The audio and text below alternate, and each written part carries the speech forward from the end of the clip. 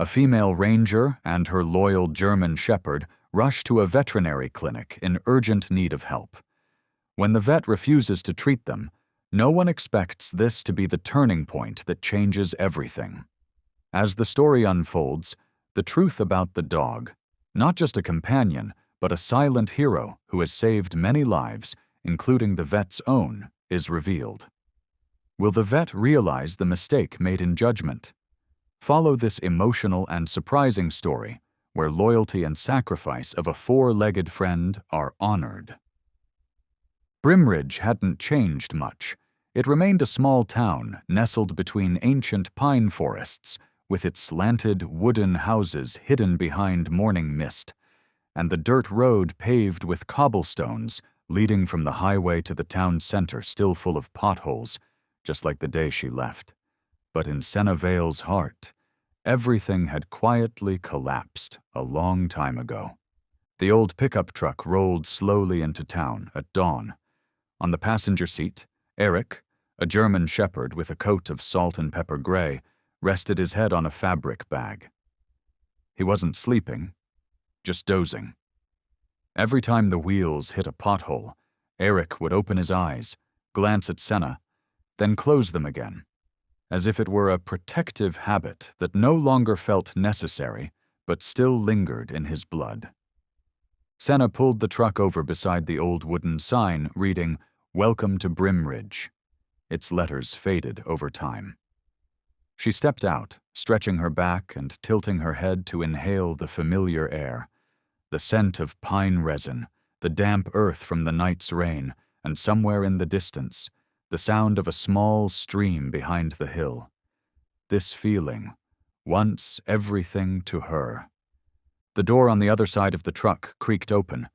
Eric stepped down gently, though his legs were a little stiff with age. He walked slowly, head held high, breathing in the air as if he too were trying to remember something familiar. "We're back, old friend," Senna whispered, gently stroking the back of Eric's neck. They didn't need many words. Over 7 years of working together in mountain rescue missions, hundreds of hours spent together amidst dust, mud, and rubble, had created a silent language between them. When Senna filed her discharge papers, no one asked why. Because everyone knew. The death of the last child they couldn't save was a wound that she carried in her heart, one that wouldn't easily heal. And then, she disappeared. No address, no social media, only Eirik, still following her like a shadow. The roadside cafe with its curved awning and faded sign was the first place they stopped. The elderly woman who ran the cafe hadn't changed, her silver hair tied in a bun and the familiar striped apron. When she saw Senna walk in, she paused. "Back again, Forest Ranger?" she asked, her voice slow, as if uncertain she recognized the person before her. Senna nodded, smiling. "I've come back to find some peace." The woman glanced down at Eric. "This dog looks familiar?" "Eric," Senna said, gently rubbing his back. "He still remembers the way home." The woman didn't say anything more. She simply poured Senna a cup of black coffee and placed a small plate with a slice of ham beside Eric. For the hero, no one mentioned the past, but the atmosphere was enough for both sides to understand. Some pains don't need to be spoken of, but are still respected in silence. Senna and Eric chose to live in an old wooden cabin by the forest, once a resting point for forest rangers. The roof had been replaced with new tin, the windows had been refitted with glass, and the wood stove still worked if you were careful. She bought it with her savings from all those years, paying without haggling. For her, this space was a remedy more powerful than any therapy. Every morning they walked along the dirt path that led into the forest, where the tall pine trees seemed to touch the sky. Eric, though no longer as agile as before, still patiently walked step by step, his ears always facing outward, as though he were still on duty. On days with a light breeze, Senna often carried a small notebook. She sketched, not fine art, just rough lines of branches, shadows, and occasionally the shape of Eirik lying sideways on the grass, his chest rising and falling in rhythm with his steady breathing. In the afternoon, she turned on the old radio to listen to the weather forecast, the static warmth filling the wooden cabin. Eirik liked to lie beneath her chair, near the stove, and let out a long yawn whenever the announcer mentioned the nighttime temperature dropping. Brimridge quietly welcomed Senna back, as if the forest had returned from its winter sleep. There were no crowds, no welcome banners, just a natural acceptance, as if she and Eirik had never left. Occasionally someone would stop by, bringing a bag of dog food or just to ask, "Are you still taking scent trails, Miss Vale?" Senna would smile and shake her head gently. "I just listen to the wind now." But in her heart, she knew. There were traces you could never turn away from. And some hearts, though worn out, are still sensitive to the call of the forest. Eirik knew this too. Every time he heard the rescue vehicle siren from town, his ears would twitch and his eyes would turn toward the window. And when that gaze met Senna's, they didn't need to say anything. They only needed to wait. Then, one foggy morning, something happened in the northern forest. A child went missing. The search team was dispatched. But the scent was faint, the muddy trails uncertain. No one dared to be sure. Senna stood on the wooden porch, a steaming cup of tea in her hand. Eirik lay at her feet, his eyes still open. The siren echoed from far away, long, slow, like a call from an old past. Senna looked down at Eirik. "Shall we go again?" He didn't bark. He simply stood, shook himself slightly. Brimridge entered the season change with an unusually rainy night. The raindrops hit the tin roof in uneven beats, like an unsung ancient melody. The wind from the northern pines brought the scent of damp earth and the clattering sound of branches knocking together. Inside the small cabin, Senna still sat by the stove. The fire crackled softly, warm but not enough to chase away the tension that silently crept into the space. The urgent news broadcast echoed through the radio. A 6-year-old girl, Adeline Frey, is believed to have left her home at 4 p.m. and has not returned. The family found the back gate open and small footprints leading into the North Forest. The local rescue team has been mobilized. Senna set her cup of tea down. Eirik lifted his head as soon as the broadcaster's tone shifted. Despite his age, his ears remained as sharp as they had been when he was on the front lines. Senna didn't look at him, but she felt that gaze, that of a comrade waiting for orders. No one asked. There were no sirens blaring. But something stirred inside Senna, silently yet urgently.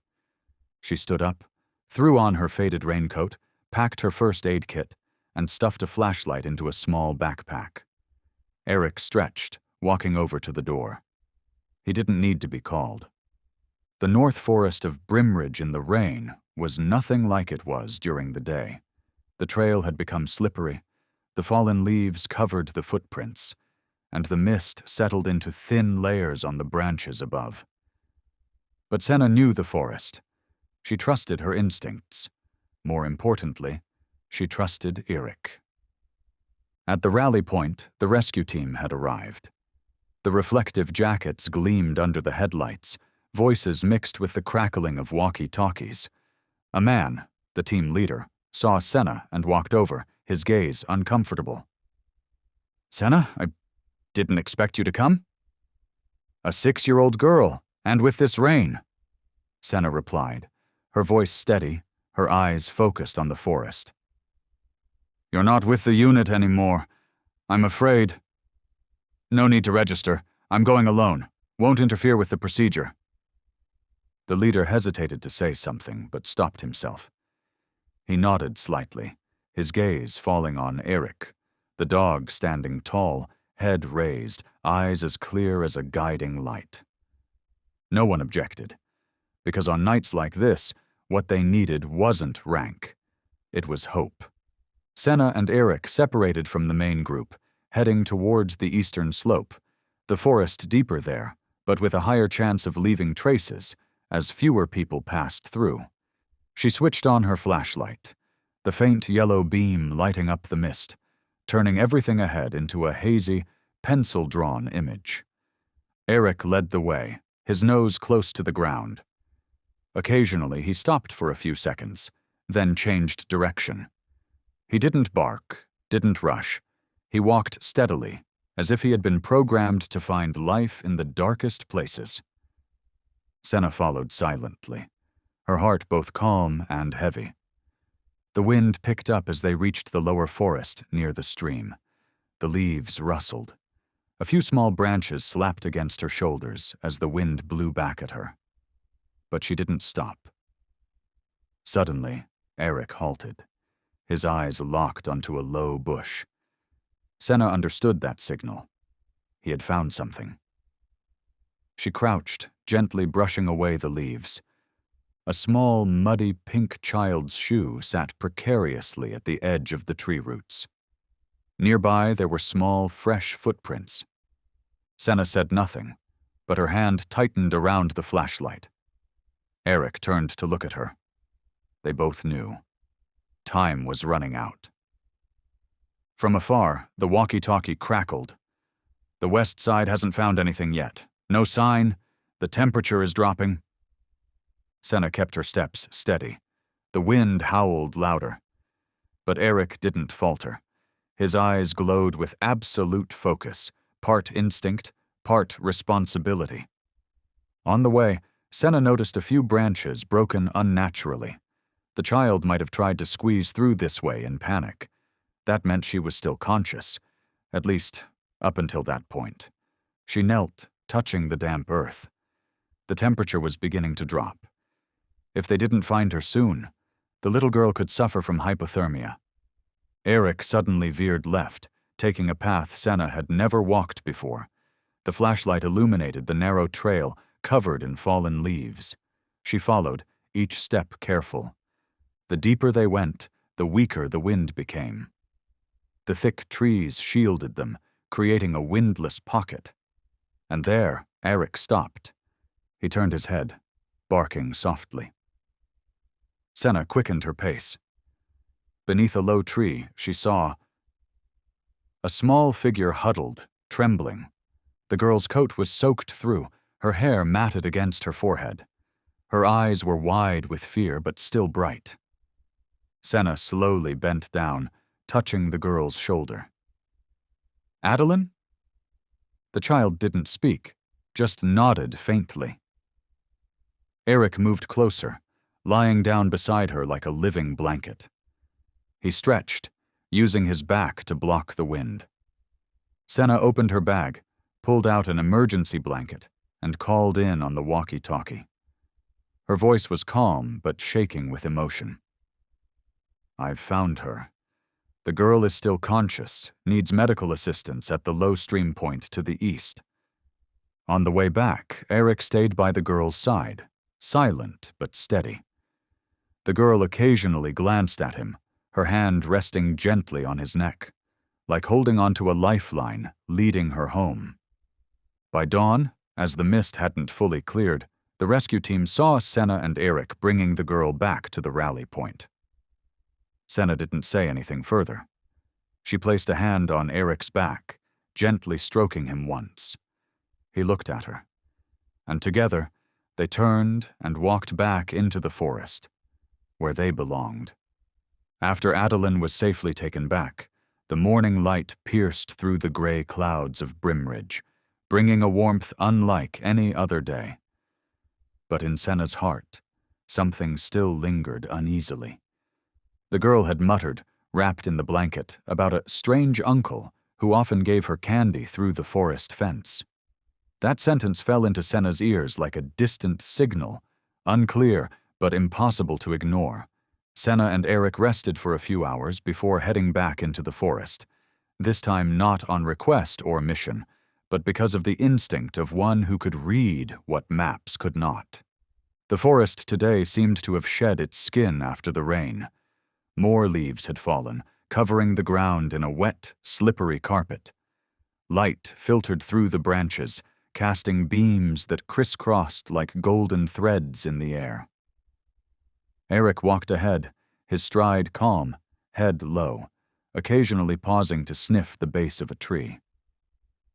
Senna walked slowly behind him, her eyes not only following him but also listening. The unfamiliar calls of birds, the faint snap of a twig, or the different breath of the wind. Then Eric changed direction, suddenly but naturally, and moved toward the broken rock face where a landslide had occurred 3 years ago. This area wasn't on the main patrol route. The earth and rocks had once spilled down, washing away part of the trail. Since then, the area had been off-limits due to the steep incline, weak ground, and no clear way out. But Eric didn't hesitate. He slowly navigated through moss-covered rocks, sniffing each step as if retracing a faint memory. Senna followed, a familiar feeling rising within her. The feeling when you're unsure if you're on the right path, but you continue because your companion believes in it. At a fallen tree blocking the way, Eric stopped. He didn't bark. He simply sat and looked toward the other side, with eyes not of a dog waiting for orders, but of one leading the way. Senna gently pushed the branches aside, stepping around them, and then she saw it. Among the tangled brush, a faint scent trail. Very faint, but Eric could sense it. A pale pink smear remained on the rock, a trace of gummy candy or perhaps a torn candy wrapper. The wind blew in the opposite direction, causing the scent to scatter. But Eric still picked it up. He began moving slower, sniffing the ground closely.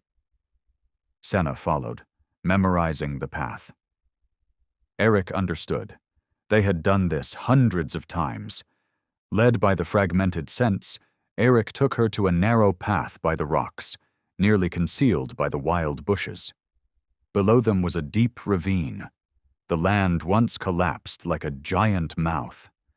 But at the edge of the ravine, there were a few small footprints, not round, and even like those of an adult, but off-center, as if a child had once hurriedly passed through. Senna crouched, touching the imprints. The earth was dry but still faintly pressed. She looked down at the bottom of the ravine, then at Eric. He didn't bark, just stood there, silent. "Can you smell anything else?" she asked, her hand resting on his back. Eric tilted his head, then, suddenly, leaned to the left, where a bush had been broken. And right beneath it, a glimmer of something orange under the sunlight, a child's orange hair tie. Senna gently picked it up. In that moment, her hand trembled, not from the cold, but because a hypothesis was becoming clearer. Adeline might not have wandered off by herself, and if that was the case, there would be many more things yet to be uncovered. She turned to Eric. The dog had sat down, eyes still focused on the ravine, unwavering. Senna exhaled, slow and deep. The air here felt different, heavier, thicker, like it carried a secret. But at the same time, in the light filtering through the leaves, she saw something quieter, a chance to make things right. "We'll go back," Senna whispered. Eric wagged his tail once, light but certain. Senna placed the hair tie into her pocket, then stood. They turned around, leaving the ravine as the sun began to rise higher. The sound of dry leaves underfoot formed a steady rhythm. No rush, no panic, only quiet trust leading them forward. The sunlight began to fade as Senna and Eric made their way back through the rocky ravine. The last streaks of daylight fell through the cracks in the leaves, resting on the moist ground like fragments of shattered glass, shimmering but unstable. Senna kept thinking about the orange hair tie in her pocket. Her hand occasionally brushed against it, a silent reminder that what they found today wasn't the end, but the beginning of a bigger question. Eric walked ahead, careful but unflinching. He still sniffed the air and traced the trail with the sharpness that had made him a seasoned canine. Every time he paused, Senna stopped too. They understood each other without words. When they reached a narrow, rocky slope leading down into the ravine, Senna motioned for a stop to check for stability. But Eirik, perhaps having sniffed something, moved forward quickly. A sharp clack echoed, cold and familiar. Before Senna could react, Eirik let out a painful cry, and sound that seemed to freeze the forest in a single breath. She rushed forward. Before her eyes was a sight that made her heart tighten. Eric's left hind leg was caught in a crude, rusted animal trap. An old, forgotten device, its sharp metal teeth still as dangerous as a knife. "No, not now," Senna whispered, her voice caught in her throat. Eric lay on his side, trying not to struggle to avoid worsening the injury. His eyes remained open, but his breathing began to quicken. Senna pulled off her backpack, grabbing a knife and leather gloves, quickly clearing the rocks around the trap. She used all her strength to release the locking mechanism. It took 3 tries before she heard the sharp click. The trap snapped open. She pulled Eric's foot out, blood pouring down her hand. But the dog didn't whimper, only trembling slightly. Not from pain, but from the effort to endure. "It's okay. It's okay." "I'm here," Senna whispered, her hands swiftly wrapping a bandage around the wound. She pressed a gauze pad against the blood, squeezing to stop the bleeding temporarily. But the blood kept flowing. In the fading light of the day, Senna's face was cast in shadow beneath the brim of her hat, but her eyes were clear, unwavering. She knew they were deep in the forest. The radio signal was unstable. There was no road access, but Senna wouldn't allow herself to panic. She had been in worse places, with less hope. Eric looked up at her. His gaze, though pained, was still bright, as if to say, "I trust you, just like always." Senna removed her outer jacket, laid it on the ground, and gently helped Eric lie down. She let his head rest on her leg, her hand still applying pressure to the bandage. The air was growing colder. The forest wind swept through the trees, carrying moisture and the scent of damp moss. The silence around them grew strangely thick, like the entire forest was holding its breath. Senna softly began to sing. Not loud, just enough for Eirik to hear. A line of a song she had once sung to him after each mission. "You did good, old boy. Just rest." Each word, each note, seemed to fill the air with something gentle and warm. And in that moment, time seemed to stand still. Eric closed his eyes, his breathing gradually becoming steadier, though his heartbeat was still weak. Senna knew she had to get him back quickly. But night had fallen, the path was slippery, and the danger was real. A single hasty move could ruin everything. So she decided to stay here, through the night, building a makeshift shelter with jackets, a blanket, and some dry branches. She started a fire with flint and some tinder she had with her. The flames danced, casting shadows that highlighted the mud on her cheek, the red glow reflecting in Eric's eyes. Senna sat beside the dog, her hand still gently resting on the blood-soaked bandage. She didn't speak anymore, but in her heart she made a promise. "Tomorrow, no matter what, I'll get you back." And there, in the forest night, where the howls of the wind no longer frightened anyone, Senna and Eric lay beside each other, not as human and dog, but as 2 beings who had weathered hundreds of storms and still held on to each other to continue. Above, the stars slowly began to emerge through the thin clouds. Their weak light didn't banish the darkness, but it was enough to guide a promise that was taking shape. Senna awoke when the first light of dawn filtered through the canopy, casting warm, gentle streaks across the ground. Eric was still lying quietly on the jacket laid beneath him, his breath steady, eyes closed lightly, as if he were sleeping deeply in the sacred forest. She carefully checked the bandage wrapped around his leg. The wound hadn't fully stopped bleeding, but it hadn't gotten worse compared to last night. That was the only thing that made her feel less anxious. Senna knew they couldn't stay here much longer. There was no food, no help nearby. Above all, the rain could return at any moment. The forest night, even with a fire, always carried danger. She gently lifted Eric, sighing. The old dog couldn't stand for long, but he obediently leaned on her, as if knowing this was the time to rely on her. Senna wrapped her arms around him, resting his weight on her shoulder, then braced herself on her thighs, preparing for the hardest journey of her life. The road back to town was nearly 7 kilometers long. Senna had walked many forest paths, but never like this, carrying a dog who was both hurt and heavy, while she too was exhausted from the wound and sleepless nights. Step by step, Senna moved forward. The ground beneath her was wet and slippery, pebbles lodged under the soft earth. Each step was a challenge, every slip a reminder of the frailty of the body. But she wouldn't allow herself to stop. The forest wind blew through the leaves, carrying the smell of wet grass and faint wood smoke, the familiar scent she remembered when she was a young ranger. The fragrance was like a lifeline in the vast sea of fatigue and fear. Eric occasionally lifted his head, glancing at her with grateful eyes.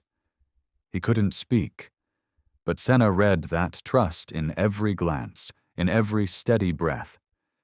Senna's legs began to bleed, deep scratches forming from the thorns and sharp rocks, but she no longer felt the pain as much as before.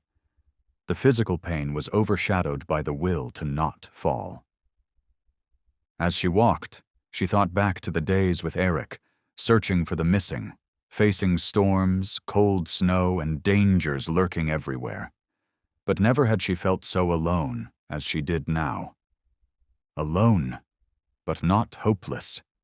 For beside her was the greatest companion, a companion who would never abandon her. Her legs grew weary, each step needing more strength to lift, to avoid stumbling.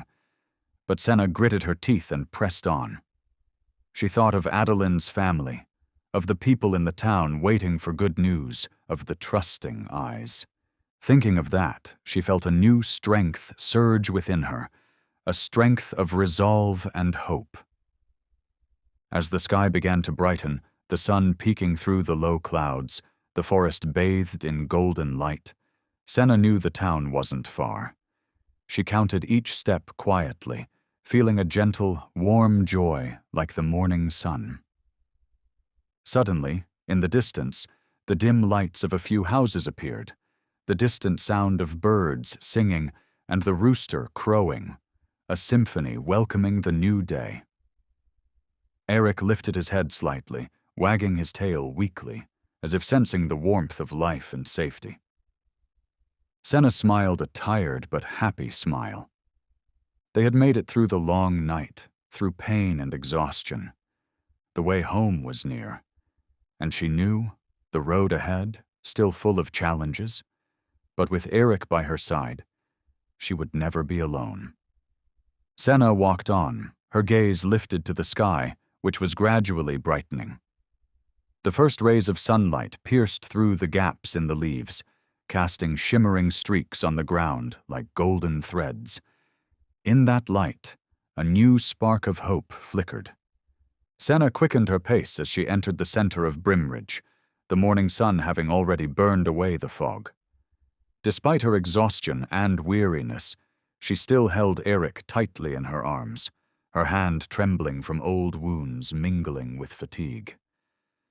The small town center appeared before her, wooden houses clustered together, a grocery store, a roadside cafe, and, finally, the small building with the sign Dr. Mael Orvan's Veterinary Clinic, the place where Senna placed her final hope for Eric's survival. Senna pushed the glass door open, and the air inside immediately shifted. The space was clean and neat, yet there was a cold distance. The white-painted walls reflected the daylight, giving the room a solemn, almost hospital-like atmosphere. Behind the reception desk stood a young woman with a calm expression, her name tag reading Heather. She looked Senna up and down, her gaze lingering on the worn-out uniform before settling on the dog in Senna's arms. "Hello, how can I help you?" Heather asked, her tone professional but cold. Senna gently set Eric down on the floor. The old dog trembled slightly, took a few steps, then lay down. His eyes met Senna's, silently conveying strength, reminding her that they still had to fight together. "I need the doctor to look at this dog," Senna said, her voice soft but firm. "He's badly hurt. I don't have much money, but I'll pay every cent I can." Heather quickly scanned some papers on her computer, then replied indifferently, "We require payment before treatment. It's our clinic's policy. No money, no service." The atmosphere in the room grew tense. Senna glanced around, seeing the other waiting patients. Their eyes weren't offering empathy, just indifferent stares. A few people quietly avoided her gaze. Eric held his breath, his eyes growing dull from fatigue and pain. He shifted slightly, then lay still. Senna bent down, gently stroking his weathered coat, offering a wordless comfort. In that moment, Senna felt the isolation, not just in the deep forest, but right here, in the heart of this small town. A cold world she had thought she had left behind. But then, from outside the waiting room, the wind from the season brushed against the window, making a few papers rustle. The morning light filtered through the glass, bathing the wooden floor in a soft, golden hue. Senna's gaze grew more determined. "You can't give up." "Neither can I," she whispered in Eric's ear. Suddenly, a door opened. A middle-aged man stepped in, his coat stained with mud and scratches on his sleeves. His eyes were filled with understanding. "Senna, is that you?" he asked, his voice full of sincerity and a hint of surprise. Senna looked up. The man was Dane Halbrook, a former colleague from her old rescue missions. He glanced at Eric, his eyes revealing his concern. "I heard you were back and saw you needed help." The atmosphere in the room shifted immediately. All eyes turned toward Dane, and the air suddenly felt warmer. Senna felt a surge of strength. Eric, too, seemed to sense it, wagging his tail weakly, lifting his head just a little higher. Heather, noticing the change in the atmosphere, paused, as if realizing something beyond her initial judgment. Dane moved closer, knelt down next to Eric, and sighed. "This dog is no ordinary pet. He was a hero, and so was Senna." Senna thanked Dane with a slight nod. She knew that, even though there were many challenges ahead, she wasn't alone anymore. Her gaze brightened, the light of faith and hope shining through. She bent down, gently patting Eric's back. "We won't stop. Not now." Under the soft light of the morning, the small room seemed a little warmer, and though no one spoke, Senna knew. The change had begun. Sitting by the counter, the others in the waiting room remained quiet. But their gazes were no longer cold, as if they were now remembering the story that Senna and Eric were writing with every step, every breath. The sky over Brimridge darkened as clouds rolled in from the western mountains.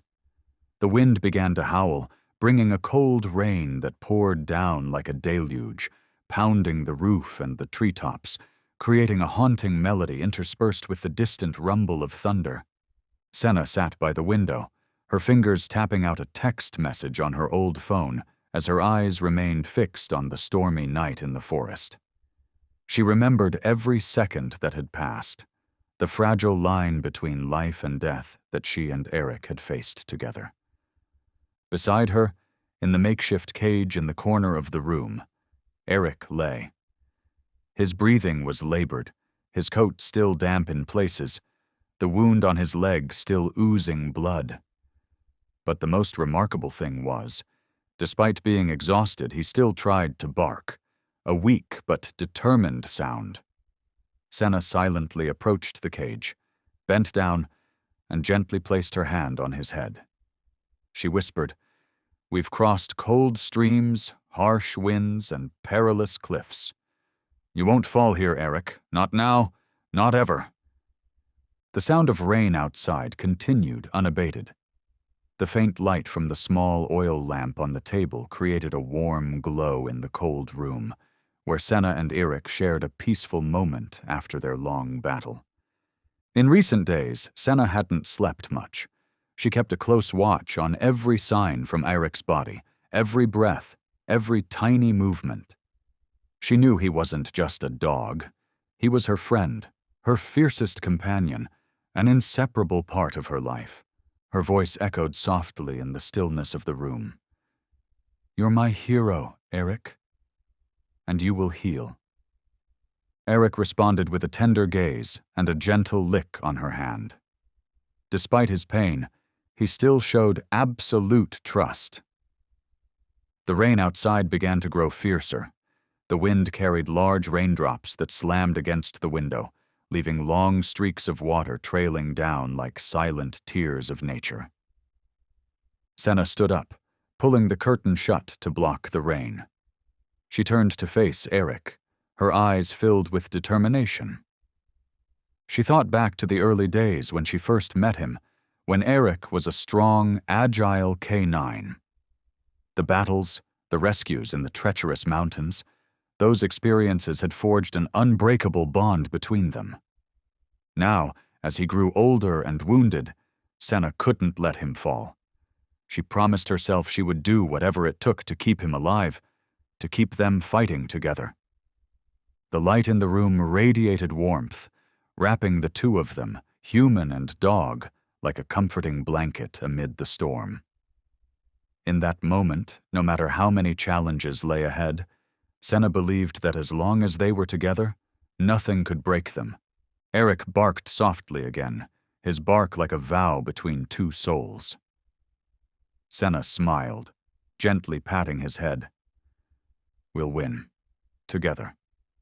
Time passed, and the sound of the rain and wind still rumbled outside, but inside the small room, there was another light, the light of love, trust, and survival. Senna sat down, placing her hand on Eric's cage, her heart filled with hope. She knew their fight wasn't over, and tomorrow would bring a new challenge. But tonight, she allowed herself a brief rest, gathering strength for the difficult journey ahead. On the window frame, the rain began to ease, each drop flowing into a stream, creating blurry watercolors. Senna looked toward the deep forest, where countless mysteries still awaited discovery. The afternoon sky was covered with a thin layer of mist as Senna and Eric stepped into the small veterinary clinic in Brimridge. Eric's health was showing signs of improvement, though the injury still caused him pain. Senna felt a quiet comfort as she saw the old dog sitting quietly beside her, his eyes still bright and full of life, though not as agile as he once was. The clinic remained calm, the warm yellow lights soothing the scars in Senna's heart. She sat next to Eric, silently reflecting on the life she had chosen. This life, with its constant challenges, but also filled with life. Suddenly, a loud noise came from outside the door, causing everyone in the room to turn. A group of people entered, backpacks on their shoulders, dressed in thick technical coats, their faces determined, with traces of forest rain still clinging to their hair. "We're looking for a K9, the leader of the group said, his voice urgent yet professional. "The dog might be able to sniff out survivors buried under the rubble from the landslide on the east side." Senna looked at the rescue team with a mixture of curiosity and hope. Instinctively, she felt her heart beat faster. It was a sign that nothing was truly by chance. A younger, quicker member of the team paused, his eyes landing on Eirik before breaking into a gentle smile. "That's our dog," he whispered. "Eirik." Senna felt a jolt run down her spine.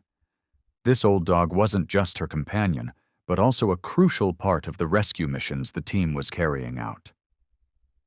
The team leader, Joran, approached Senna and said, "We lost track of an important K9 during yesterday's search. He was injured, and we suspect he might be here." Senna responded, "Eirik has been injured, but I've been taking care of him. He still has the strength to fight." Another member of the team, Lena, gently crouched down and stroked Eirik. "Such a resilient dog. I've heard stories of his heroics during past missions." Senna felt warmth spread through her chest as she heard these words. Eirik wasn't just an old dog. He was a warrior who had fought tirelessly for human lives. Joran looked at Senna with admiration in his eyes. "We're so glad to see he's still alive, and so glad to meet the one who's cared for him." The rain outside began to fall more gently, each drop softly tapping against the window, like whispered words from the ancient forest, reminding that nature still watched over and protected all that happened. Senna stood up, her eyes full of resolve. "We have a lot of work to do. He needs to be fully treated, and we need to rescue the people still trapped out there." Joran nodded. "We really need your help, not just for Eirik, but for all the missing people." Senna looked at Eirik, then turned to the rescue team. She felt the strength of unity, of humans and animals alike working toward the same goal, saving lives, protecting, and leaving no one behind. The air in the clinic warmed, even though the rain still fell outside. The looks exchanged were no longer strangers, but a connection, a rekindled trust. Eirik barked softly once more, his bark like a vow for the challenges ahead. Senna whispered in his ear, "We'll win. Together." The sound of the rain outside blended with Eirik's bark, filling the space with a symphony of hope and life, opening a new chapter for the journey ahead. The small clinic in Brimridge became livelier as the rescue team and Senna prepared for the next steps in the mission to find the missing. Though the rain continued to pour outside, inside the room, the atmosphere was filled with life, trust, and unity. Among the rescue team, there was a young man, tall with bright eyes, named Ilan. He couldn't take his eyes off Eirik, the old dog still lying quietly in the small cage, tired, but his eyes still filled with vitality and determination. Ilan approached Senna, his voice trembling with emotion. "Are you sure it's Eirik? I remember him so clearly. He saved me in the Duskbar wildfire last year." Senna nodded, her gaze following Eirik as he tried to stand and look at Ilan. "Yes, this is Eirik. He never leaves anyone behind." Ilan stepped forward, bent down, and placed his hand on Eirik's head, as if trying to give strength to his old companion. "I thought he was gone when I heard about the landslide." Eirik quietly lifted his eyes, giving Ilan's palm a gentle lick, as a silent greeting, a reaffirmation of their unbreakable bond. The memories of that day flooded Ilan's mind. A scorching hot day during the wildfire, smoke everywhere, the fierce flames consuming everything. In the panic, when he was trapped in the sea of fire, Eirik had found him, using his nose and intelligence to guide him to safety, pulling him away from death. Senna stood beside, her eyes filled with tears as she listened to Ilan's story. She understood that every act of heroism like that wasn't just a mission. It was an invisible thread that connected souls who had gone through pain and danger together. The other members of the rescue team slowly gathered around, listening to the story. They didn't just admire the dog, but felt the strength of friendship and loyalty that transcended all boundaries. One of the team members, Lena, spoke up. "Eirik is not just a rescue dog. He is a symbol of perseverance and courage." Senna smiled, glancing at Eirik, her voice soft yet resolute. He is the friend, the companion who has walked with me through the darkest paths. In the eyes of everyone around, Eric was no longer the frail, injured old dog, but a great warrior, a dog who had faced death to save his comrades and those in need. Suddenly, the door to the clinic swung open. An elderly man with silver hair stepped in, looking at Senna and Ilan with familiar eyes. "Senna, Ilan," he said warmly, "I've heard about you. Eric's story has inspired many people." He was Colonel Harlan, a former rescue team commander who had led the Dusk Bar mission. He looked at Eric with a kind smile and said, "This dog is the pride of our team, and I'm glad to see him still with you." Senna felt her heart warm. The appearance of Colonel Harlan confirmed that everything she and Eric had gone through had not been in vain. The older man stepped forward, placing a hand on both Senna and Ilan's shoulders. "We need unity, the strength of a team, to overcome the challenges ahead, and Eric is the inspiration for all of us." Senna looked around the room, seeing the eyes of everyone filled with renewed trust and hope. She knew the journey ahead would be long and full of challenges, but with people and a dog like this, she believed that anything good could still happen. Eric, though weak, still gazed directly at Senna, as if saying, "I'm still here, with you." Senna smiled softly, gently stroking his fur, her heart filled with strength. "We won't give up," she said. "Not ever." Outside the window, the rain had stopped. The weak sunlight filtered through the gaps in the leaves, illuminating the room, awakening new dreams and unwavering determination. The small clinic in Brimridge seemed to bear the weight of time and untold stories. The yellow light cast a soft glow on the table where Senna sat across from Dr. Mile Orvin, the veterinarian she had never fully understood. Dr. Mayle looked at Senna with an expression of doubt and hesitation.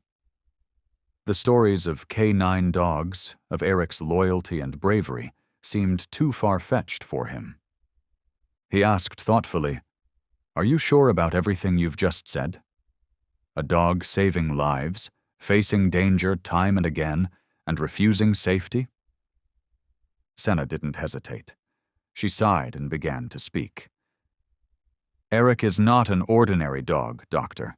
He was my partner in the Duskbar Forest Rescue Team. We faced raging wildfires, blizzards, and wildernesses where few dared to tread." She looked deep into Dr. Mayle's eyes, seeing both surprise and doubt there. But she didn't give up. 3 times, in different missions, Eric could have saved himself by retreating. But he chose to stay, to hold the line, searching for children trapped in the fire, in the snow, in the chaos. He didn't just follow orders, he followed his heart. Dr. Mayle was silent, his gaze drawn into a depth he hadn't touched before. Senna continued, telling the story of the first time, when Eric led her to a group of children trapped in a cave about to collapse. Everyone thought they were lost, but Eric persevered, using his nose to find a way out, despite the danger of the terrain and the toxic smoke. "The second time," she said, "was when the fire was getting higher, and everyone was starting to retreat. But Eric stayed, guiding an injured, slow child out of the burning zone." The story weighed heavily on the room, not from sorrow, but from quiet admiration. Dr. Mile began to reconsider. "And the third time," Senna continued, "he refused to get in the ambulance with me, insisting on going back into the forest to search for another missing girl. He tore a hole in the medical bag to escape and continue his mission."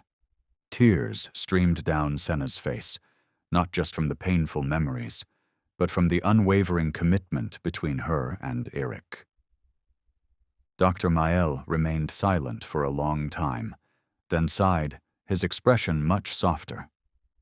"I'm sorry for doubting. Stories like these, not everyone can believe them right away." Senna nodded, offering a gentle smile. "I know. But Eric doesn't need that belief for himself. He's proven it through his actions. She stood up and walked over to the cage where Eric lay. He looked up at her, his eyes still bright as if he had never been weak. Senna gently patted his head, as if giving strength to her old companion. Dr. Mile walked over, looking at Eric with deep respect. I will do everything I can to treat him, not just because it's my duty, but out of respect for everything he's done. Senna felt her heart lighten. This wasn't the end, but a new beginning for Eric, a journey of recovery not just physically, but spiritually. The atmosphere in the clinic softened, the sound of the rain outside fading, replaced by warm voices and promises of support. The sunlight filtered through the window, casting its rays on Eric's silver-gray fur, like a small halo amid the trials and suffering. Senna sat beside the dog, her heart full of hope. The small clinic was quiet after the promises and commitments. The soft yellow light from the overhead lamp gently touched the ground, softening the scars on Eric's silver-gray coat. The old dog lay still, breathing heavily, his eyes occasionally closing as if drifting into a peaceful sleep. Senna sat beside him, her hand gently placed on his back, stroking his fur. Her voice whispered, "Rest easy, my friend. Everything will be better." Time seemed to slow in that room, each second stretching endlessly. Eric's steady breathing became a small heartbeat in the quiet space. The rain outside had stopped, leaving only the soft sound of the wind rustling through the leaves. Then, suddenly, Eric opened his eyes wide, his gaze brightening like a flash of lightning in the dark. He growled softly, a hoarse, weak sound, but one filled with undeniable strength. Senna looked up, startled by the sudden movement. She took his paw, gently urging, "Come on, Eric, show us what it is." Eric sprang up, his injured leg straining as he moved toward the corner of the room. Senna followed closely, her heart racing not just with worry for him, but with curiosity about his strange behavior. Everyone in the room stood frozen, no one speaking, just watching closely as Eric moved. In the corner of the room, under the weak light, there was a small bookshelf with some medical supplies. Eric approached it, lightly scratching a piece of cardboard leaning against it. Beneath, there was a small, torn bag. Senna bent down and picked it up, her hand trembling slightly. She opened the bag, finding some papers, seemingly notes or documents, along with an old photograph. She picked up the photograph, the light shining through it to reveal the face of a young girl with a bright, innocent smile. Likely the girl they had been searching for. Eric's growl became stronger, filled with authority, as if warning of something important only Senna and their companions could understand. Senna knew that this dog wasn't merely a patient recovering. He was the keeper of memories, the messenger of hope, the guiding light for souls lost in the dark. Everyone looked at each other, the atmosphere tense but also filled with trust and resolve. They understood that this was a pivotal moment, a turning point in the journey to uncover the truth and rescue those still missing. Senna lifted the photo, meeting the eyes of everyone in the room. "We have a clue, and Eric has warned us." The growl echoed like a call to action. Everyone quickly prepared, ready for the next steps. The light in the room flickered from the flashlight on the table, highlighting the determination in Senna's eyes and the vitality in Eric's gaze. The light from the flashlight cast glimmering streaks on the wooden floor of the Brimridge Clinic. The air inside still held the tension from Eric's last growl, a silent warning. Senna stood up, her eyes lingering on the photograph of the girl. This precious clue in their search. A light electric charge ran through her, and her faith was reignited. Suddenly, Eric turned around, stepping toward a corner of the room behind the clinic. He placed his front paws on the wooden ledge and scratched fiercely at it, the sound of his claws scraping echoing in the stillness. Senna and the others jumped, their attention snapped to the noise. The atmosphere shifted from indifference to alertness. A strange, unpleasant smell began to spread, the scent of gas leaking from a small crack in the old wooden wall. Dr. Mayle, who had previously doubted Senna and Eric's story, now stood up in alarm, looking around the room with panic in his eyes. "There's gas!" he exclaimed. Immediately, the clinic became a flurry of activity. People rushed to the door, scrambling but fully aware of the danger. Senna clutched Eric tightly, shouting, "Out, everyone! The clinic could explode!" No one hesitated. The medical staff, rescue team members, and patients in the waiting room all rushed outside, leaving the quiet room but filled with imminent danger. Senna looked at Eric, who stood firm, his eyes resolute, like a soldier who would never back down. "You truly are our hero," she said, her voice soft but filled with pride. Outside the clinic, everyone gathered, their gazes fixed on the closed door. The rain still fell softly, like tears blending with the anxiety in everyone's hearts. A few people called authorities, while others tried to reassure each other. But no one forgot the amazed looks they gave the old dog's bravery and instinctive warning. As they waited, Senna shared with everyone the arduous journey they had just endured, about how Eric had persistently led her through the deep forests, over rocky ravines, and through torrential rainstorms. Her voice ignited a spark of faith. Not all important things are said in words. Sometimes we need to listen to the scratches, the growls, the smallest signs to recognize danger and hope. Time seemed to stop as the rescue team and clinic staff prepared their equipment to check and repair the gas leak. All eyes remained fixed on Eric, the dog who had not only saved the missing girl, but also saved the clinic from disaster. Senna sat next to Eric, her heart filled with warmth and gratitude. Amidst the challenges, they had found light, the light of courage, loyalty, and unspoken love. The sound of rain outside still fell steadily, like the heartbeat of a resilient heart that refuses to surrender. The soft glow of the evening light illuminated Senna's face, shimmering with the raindrops still clinging to her hair and cheeks. She knew the journey ahead would be long, but now she no longer walked alone. The small Brimridge clinic still carried the scent of rain and damp earth from the hasty opening and closing of doors. The room was quieter than ever after the chaos caused by the gas leak and the hurried evacuation of everyone. In the midst of this silence, all eyes turned to one person, the person who had been skeptical and harsh about Senna and the old dog's story, Dr. Mayle Orvin.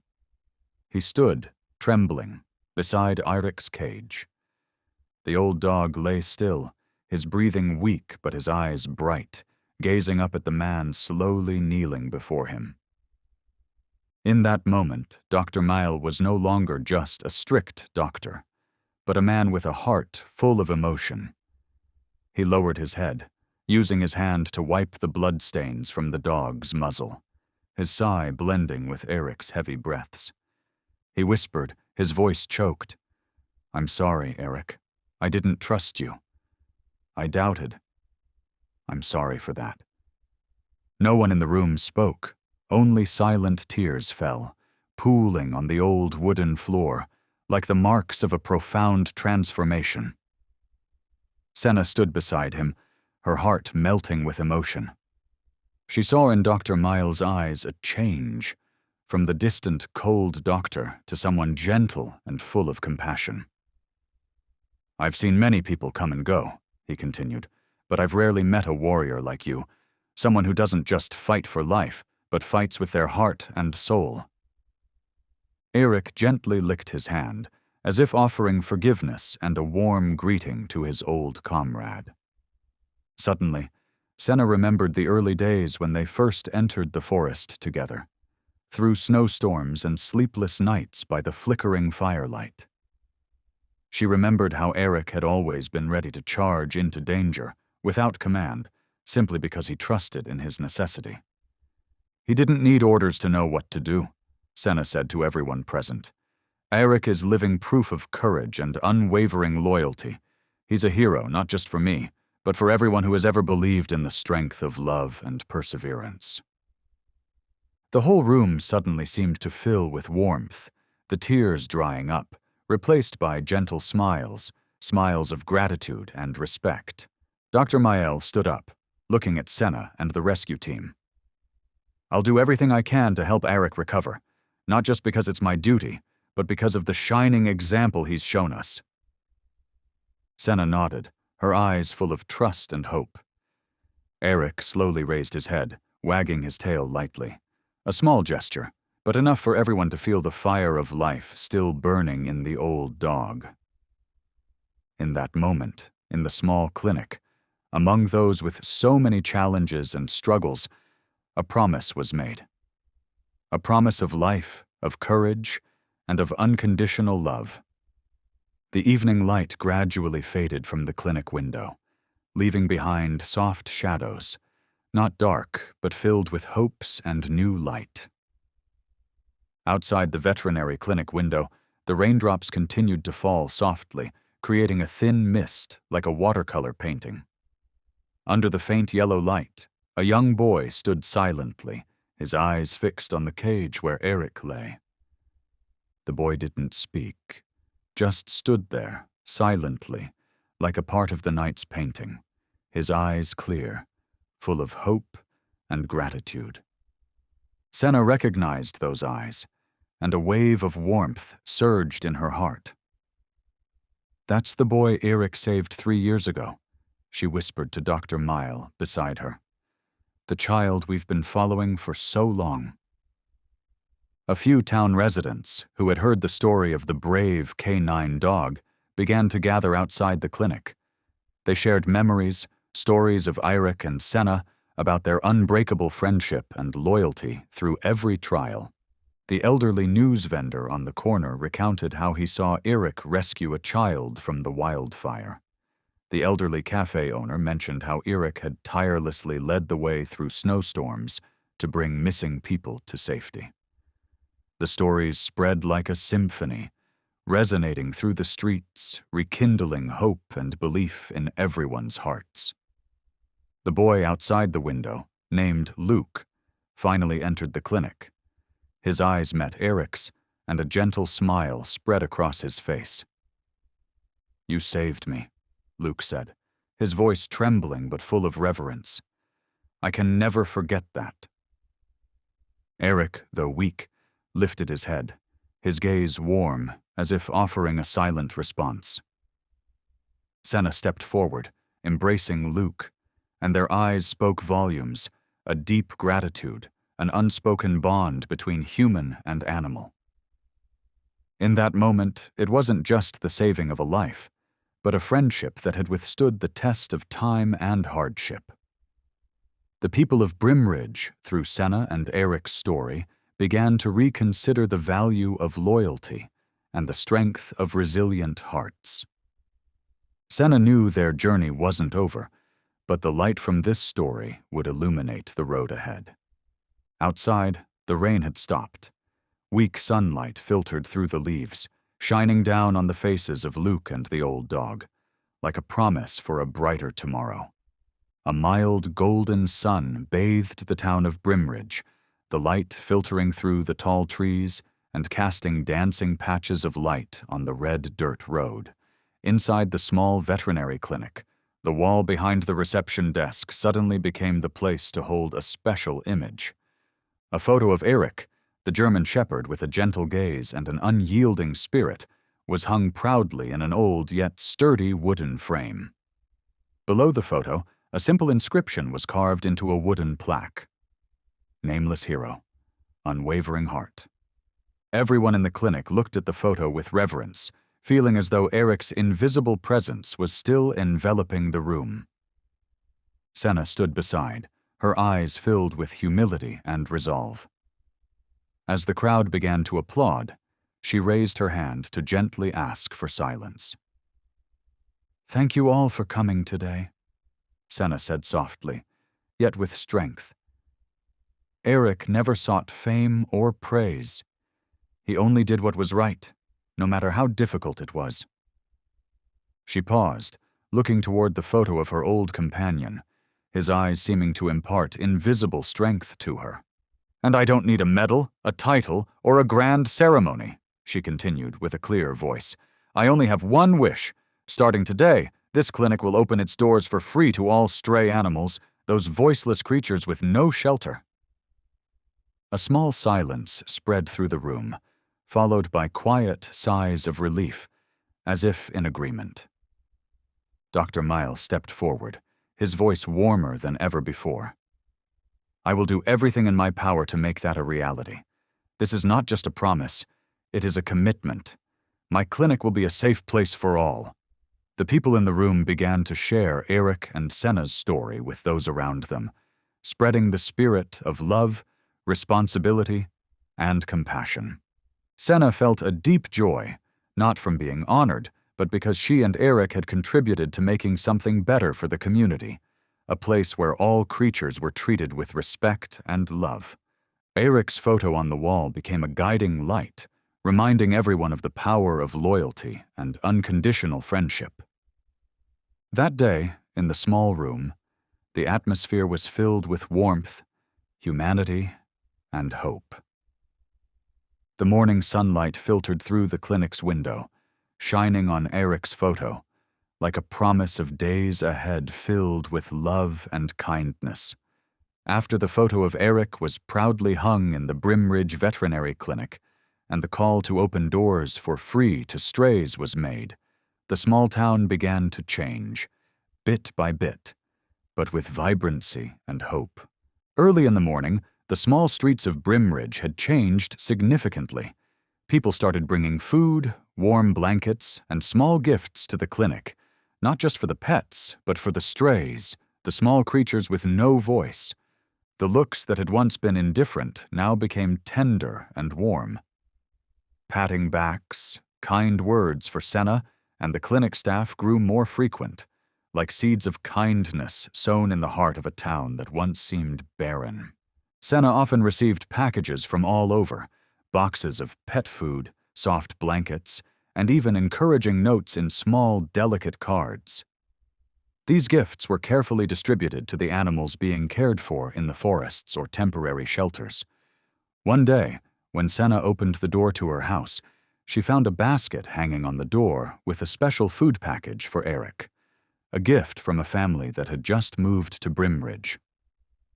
Under the package was a small note. "Thank you, Eric, for teaching us how to love without conditions." A warm feeling filled Senna's heart. She knew she was not alone on this journey. The people of Brimridge also began organizing small gatherings, sharing the story of Eric and Senna. They didn't just talk about the heroics, but also passed on lessons about compassion, perseverance, and love between humans and animals. The children of Brimridge began to revere Eric as a true hero. They often stopped by, bringing small toys, scarves, and treats for the stray animals in the forest, learning how to care for and love from these real-life examples.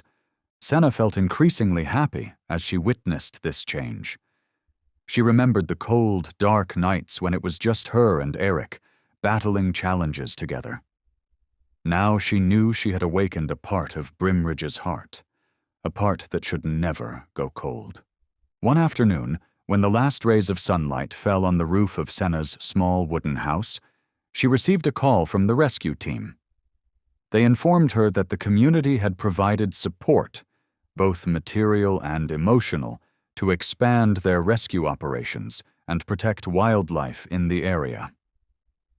Senna smiled, looking at Eric lying beside her, their gazes meeting like a silent promise. No matter how the world changes, no matter how difficult the road, they would always be together, never giving up. The small town of Brimridge, through the small acts of those who never gave up, was slowly becoming warmer and better with each passing day. The evening light bathed the sky in golden hues, with gentle winds rustling the leaves, as if singing a song of life and hope that would never fade. One autumn morning, when the leaves had turned yellow and orange and fell softly under the old pine tree, Senna sat by the window of her small wooden house by the forest.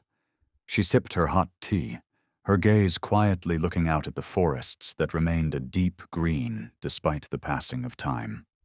The doorbell rang, pulling her back to the present. Senna stood up, opened the door, and found a postman holding an old letter, its envelope slightly wrinkled and the edges showing signs of water damage.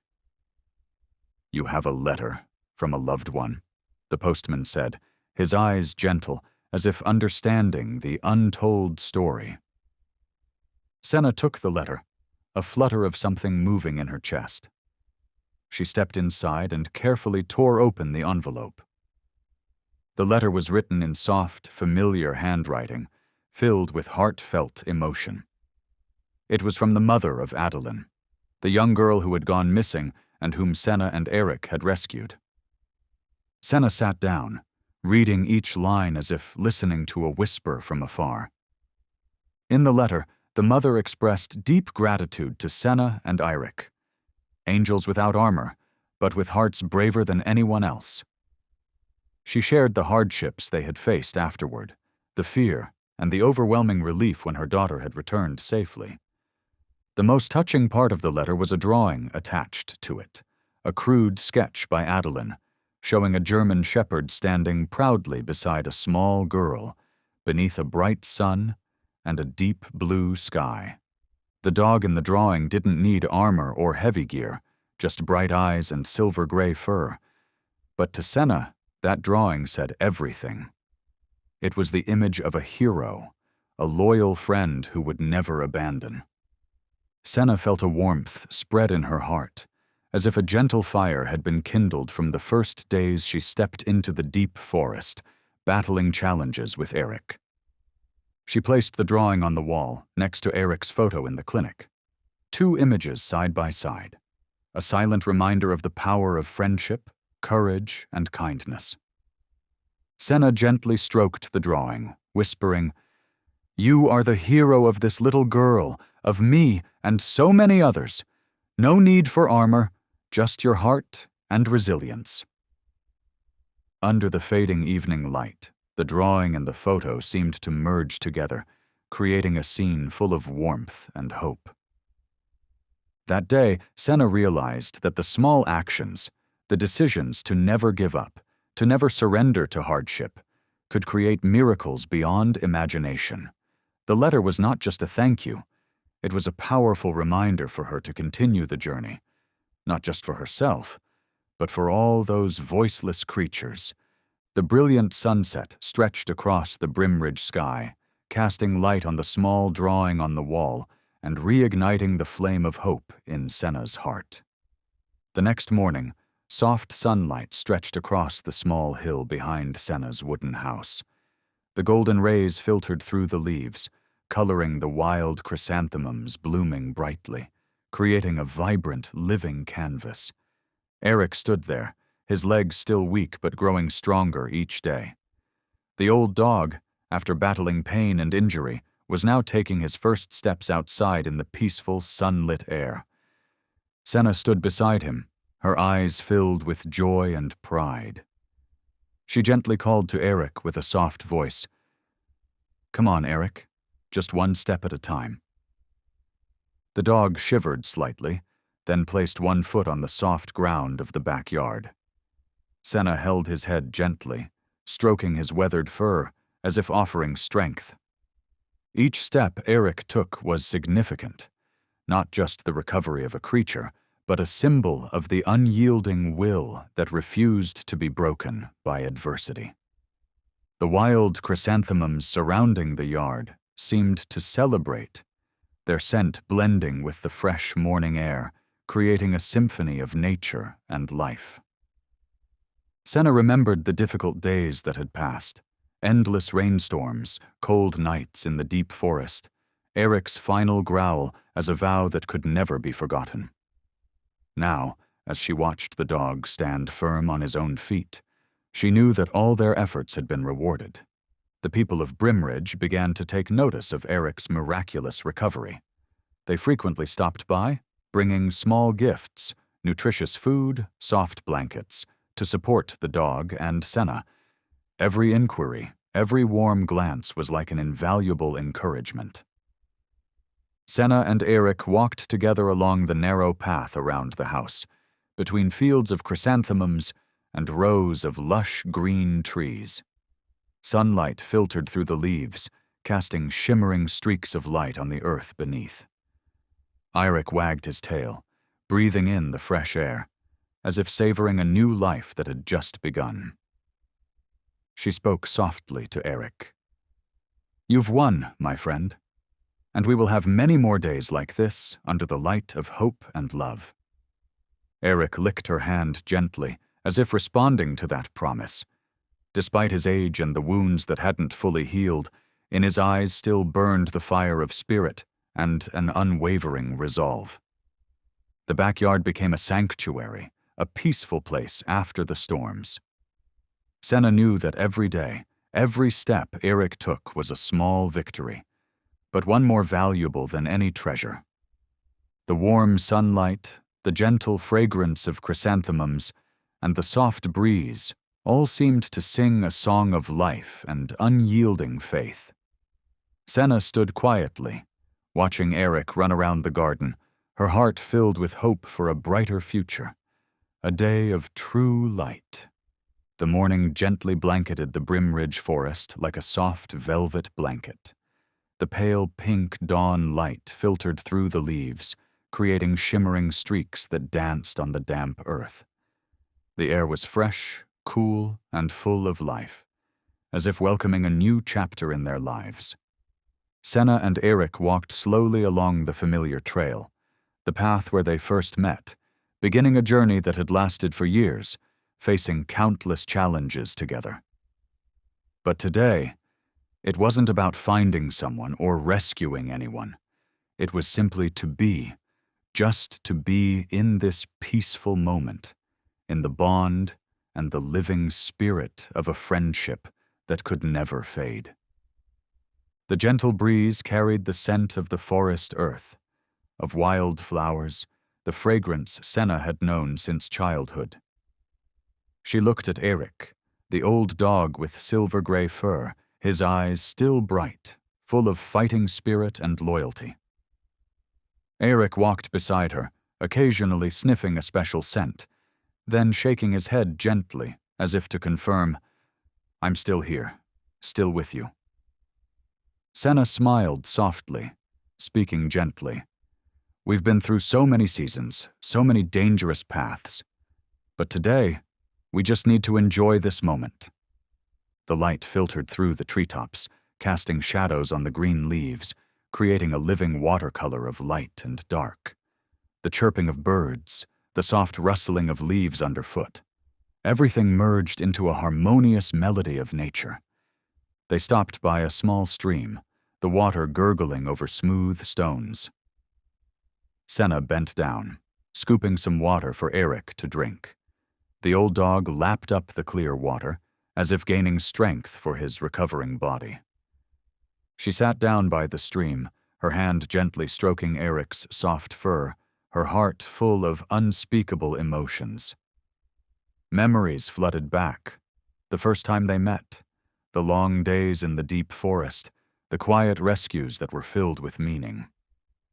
"You're not just a dog, you're my friend, my teammate," Senna said, her gaze wistful and proud. Eric turned his head, looking at her, as if understanding everything unspoken. They continued walking, along the forest paths, slowly and leisurely, savoring the peaceful space and their deep connection. Every step was a story, every breath a promise never to part. Senna knew this might be the last patrol they'd take together, not because of fading strength, but because life was unfolding new chapters, new paths to walk. But she didn't feel sadness or regret, because every day, every moment spent with Eric was an invaluable gift, proof of the strength of loyalty, courage, and unconditional love. Under the gentle morning sunlight, they walked through the forests, across open skies, and through fields of wildflowers bursting with color, images full of life, filling their hearts and souls. The shadows of the two of them grew smaller on the trail, the morning light shining on them like a reminder of the journey behind and the miracles of friendship. The peaceful afternoon stretched over the town of Brimridge, the golden sunlight streaming through the treetops, casting shimmering patches on the earth like drops of sweet honey from nature. The gentle breeze flowed through the windows of the small veterinary clinic, carrying the scent of dry leaves and wild grass, creating a space of peace and vitality. Outside the clinic, on the weathered wooden wall, the people of Brimridge together engraved a simple yet warm inscription. In Brimridge, no one is judged by the dust on their clothes. Senna stood next to the wall, her eyes filled with contentment and tranquility. Her gaze was fixed on Eric, the old dog lying with his head resting on the doorstep, his eyes soft and serene as if he were welcoming the beautiful things in life. She smiled gently, her heart warmer than ever before. Every step, every moment that had passed, from the dark days, the relentless rains, to the moments of light, had woven their story. A story not just of survival, but of friendship, loyalty, and change. The people of Brimridge, with each passing day, with every small story shared about Eirik and Senna, had learned to see themselves and one another through eyes of love, without judgment. A soft bark echoed from Eirik, simple in sound, but filled with immeasurable strength. Senna looked at the dog, as if listening to the whisper of her companion. "We've been through so many trials, but in the end, love and courage always prevail." The children in the town, the elderly, the people passing through the clinic, all felt this through Senna's story, through the gaze of Eirik, through his bark. Senna bent down, placing her hand gently on Eric's head, stroking him slowly. He stretched lightly, as if wanting to feel the love radiating from her.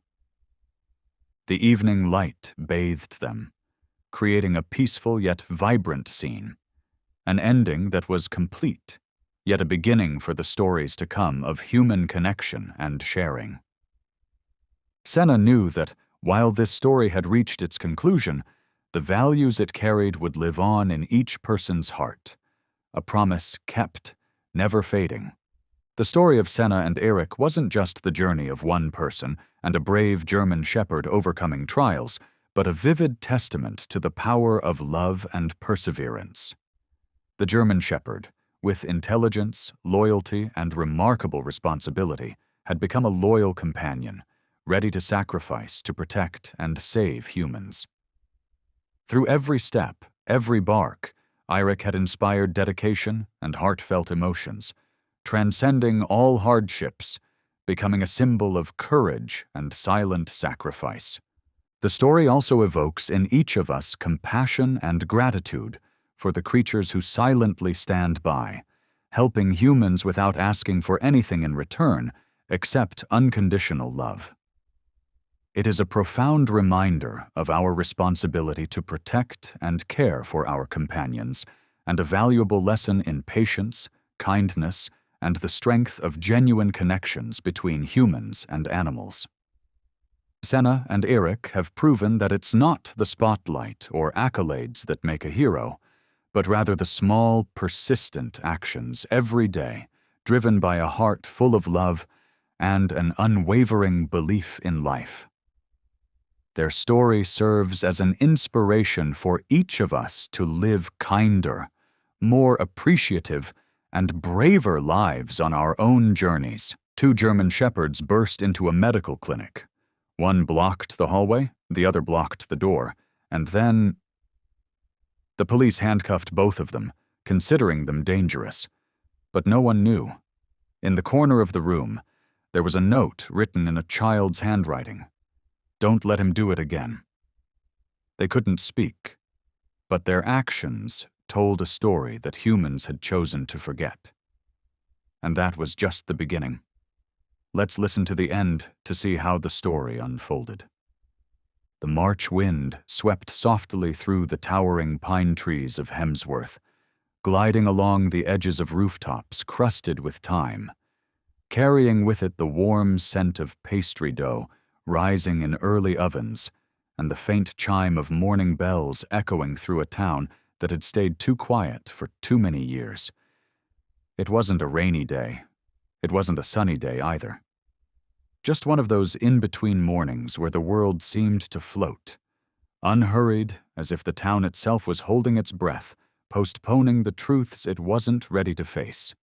Helen Moore walked slowly along the uneven brick sidewalk, her hand tightly holding that of her young son. Eli, 8 years old, lean and silent, carried the kind of gaze that always seemed to be listening inward rather than out. He didn't talk much. He didn't play like other kids.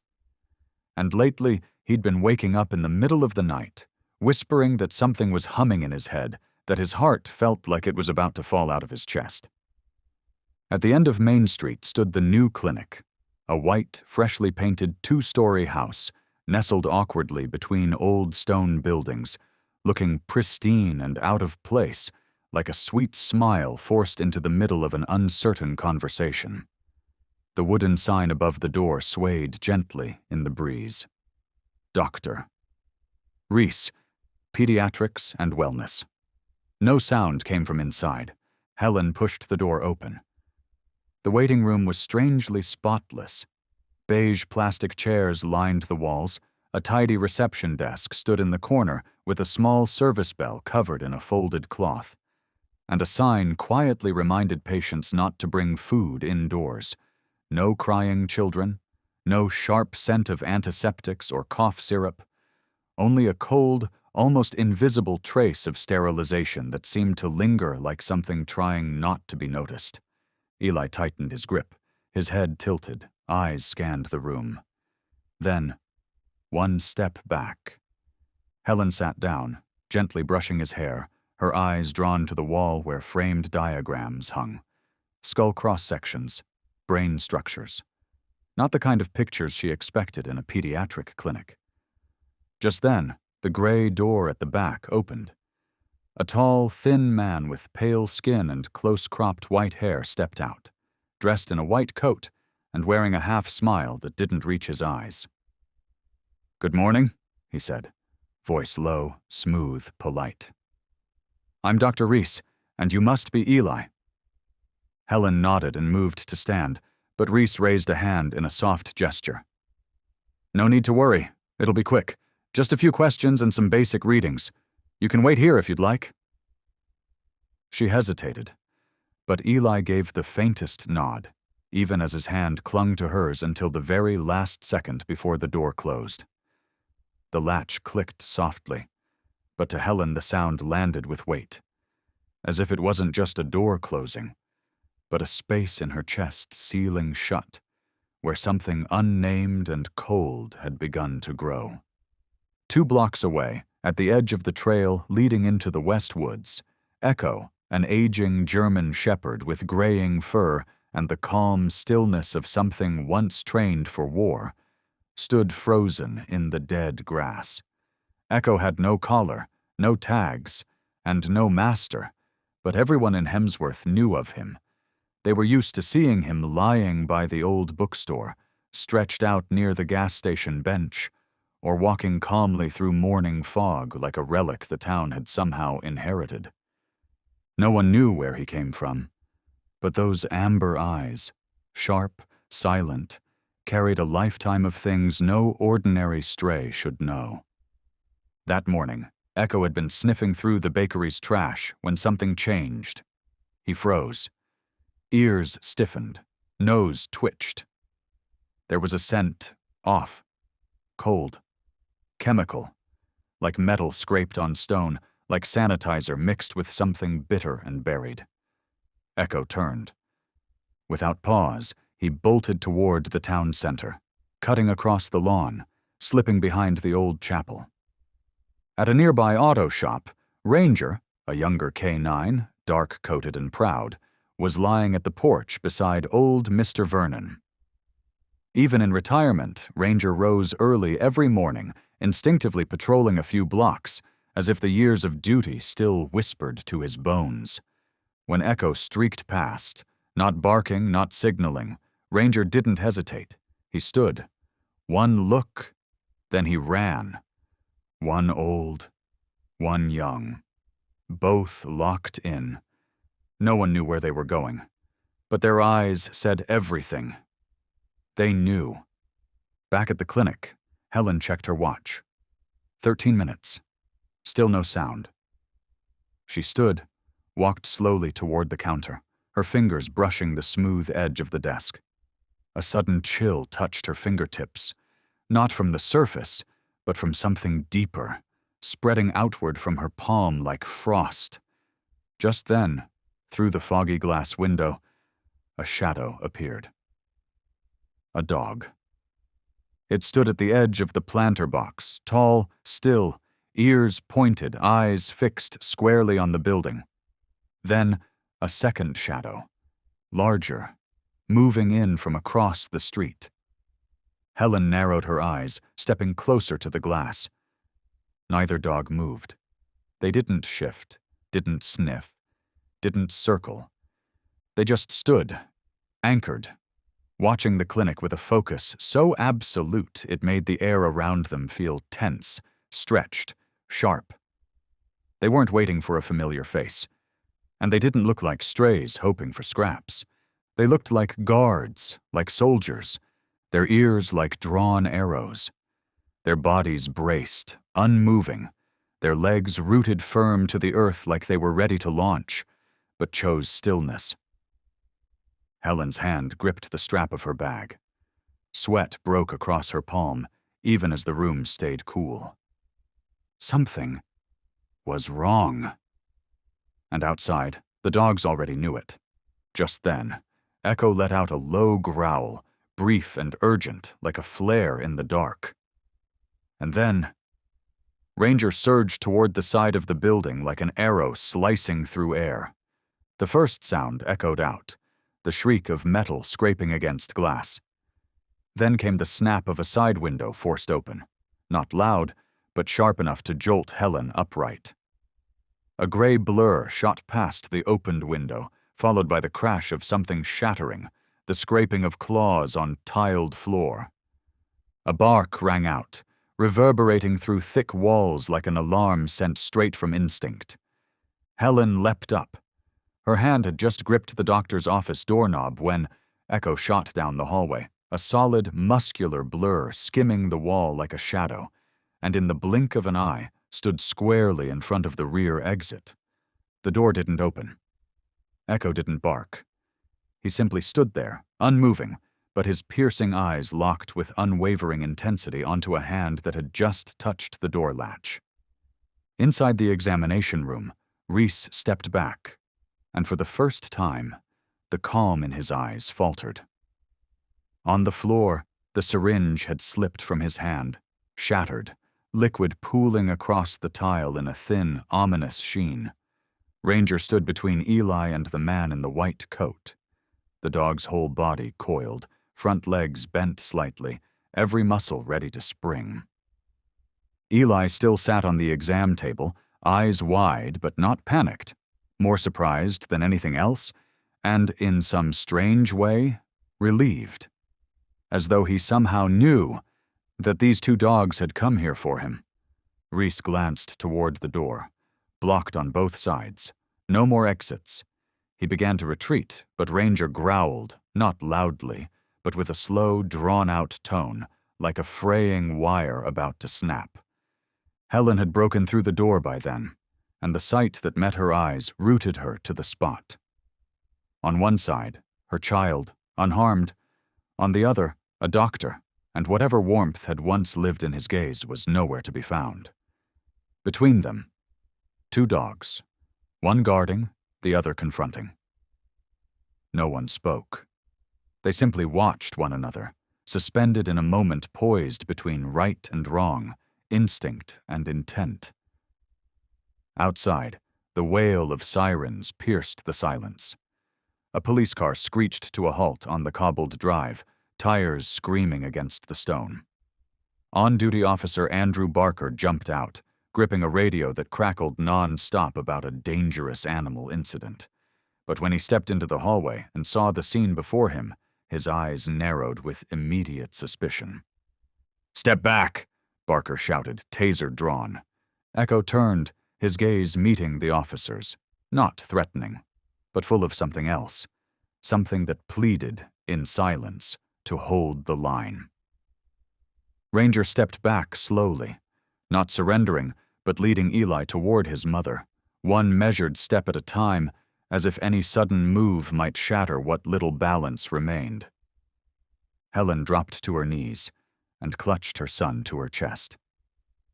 "They haven't done anything," she cried as the officer advanced. "They broke in, trashed a medical facility, threatened a civilian." Barker snapped back, his taser raised. "No." Helen shook her head, eyes glistening. "If they hadn't come in, Eli would have been injected with something. I know, I saw. They're not dangerous, they're protecting." But chaos had already begun. A burst of electricity cracked through the air. The shot missed Ranger, striking the wall. Ranger turned, placing himself in front of Echo, and together they backed slowly down the corridor.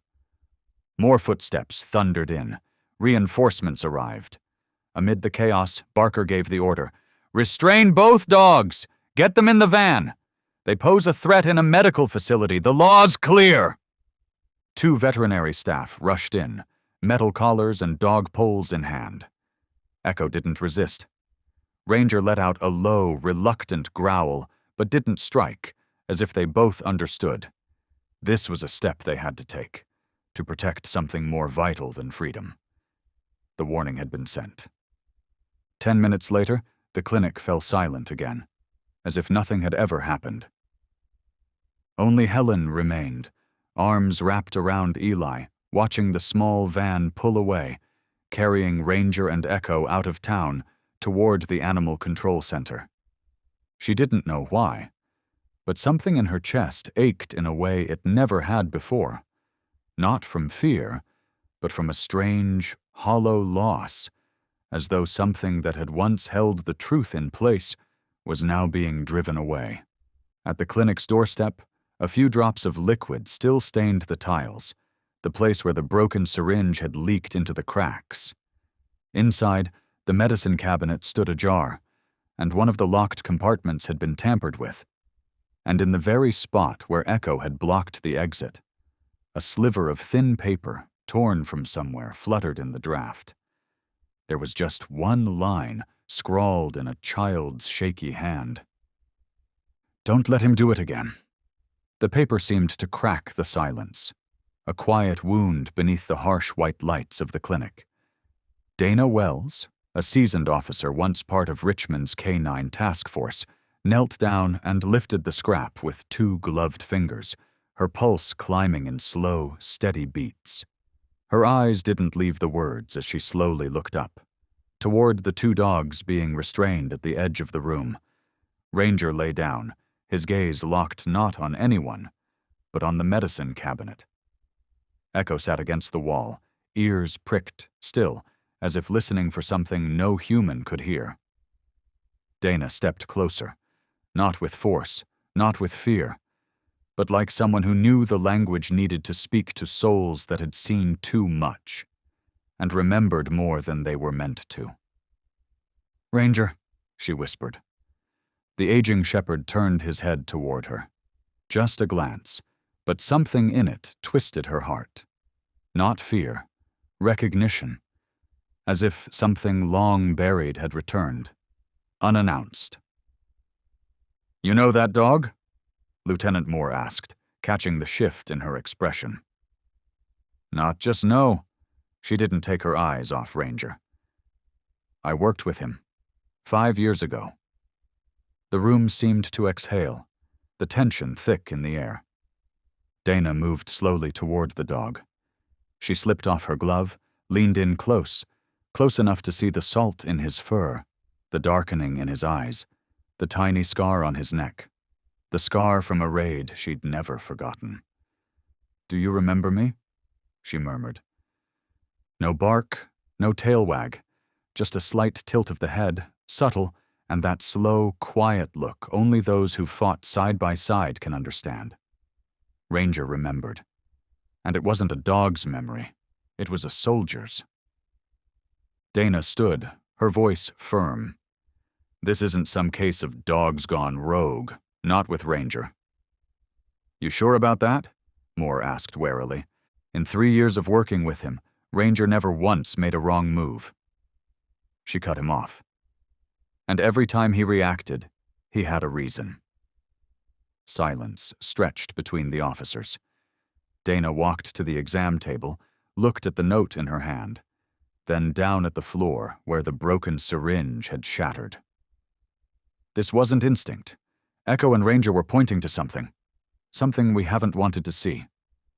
Dana instructed Moore to preserve the scene, then walked out, carrying the note, and a memory that had never truly gone quiet. The old records room in Columbus PD, where Dana once had a corner desk before being reassigned to Richmond, still smelled of decaying paper and cold coffee. She dug through the case files involving K-9 units from the last 10 years. And then, like fragments of memory woken from sleep, the black and white photographs spread across the table.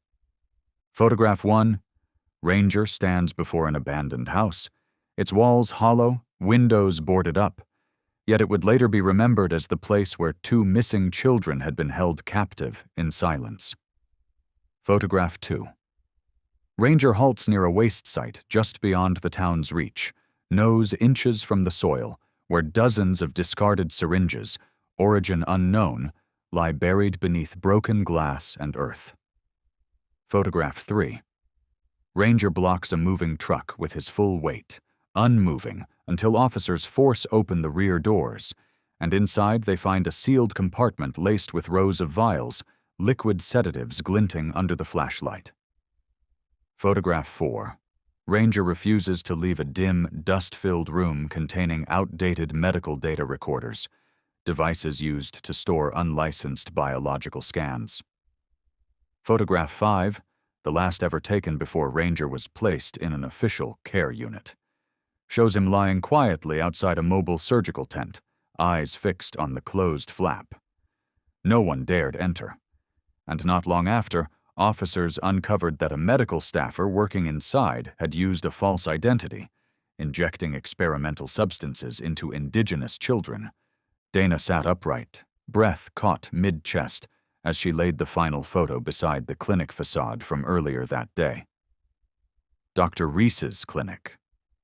The same clinic where Echo had stood like a sentinel, and where Ranger had crashed through the doorframe with urgent resolve.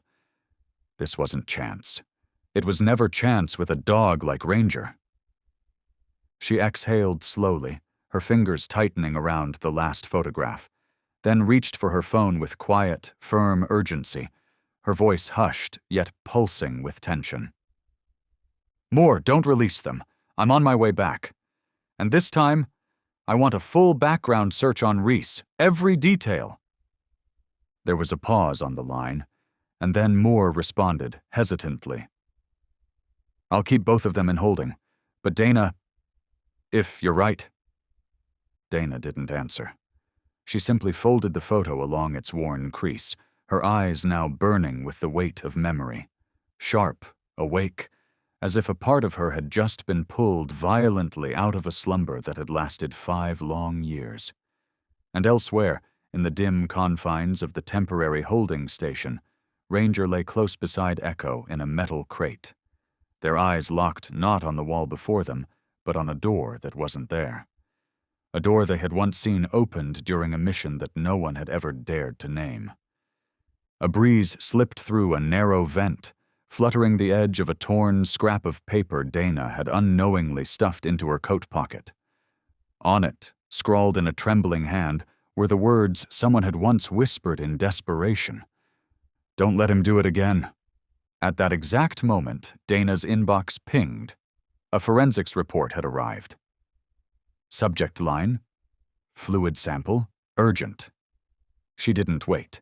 She opened the file, and the first line sliced through the haze of her mind like a blade pressed to old scar tissue. Unknown compound containing synthetic neurotransmitter elements, possible connection to prohibited experimental agents from the 1980s. No trade name, no recognized medical use, just a coded sequence, once red flagged by the Bureau, and Dana had seen that same string before. But it was during another investigation, nearly 2 decades ago. An operation she had once sworn never to reopen. But Ranger had never forgotten. Her fingers flew across the keyboard, logging into the agency's internal archive. She typed, "Project Whisper, Colorado, 1985. The file opened slowly, faded yellow text on a gray-blue interface. And there it was, right at the top. Ranger, K9 Unit 457, Task, Biological Scent Identification at Mobile Research Facility. Image logs surfaced, blurry, grainy, showing an underground mobile lab built into the cold belly of a mountain range in northern Colorado. It had once been flagged for injecting miners with emotion-suppressant compounds under the guise of special behavioral therapy. All traces had been erased, every record buried.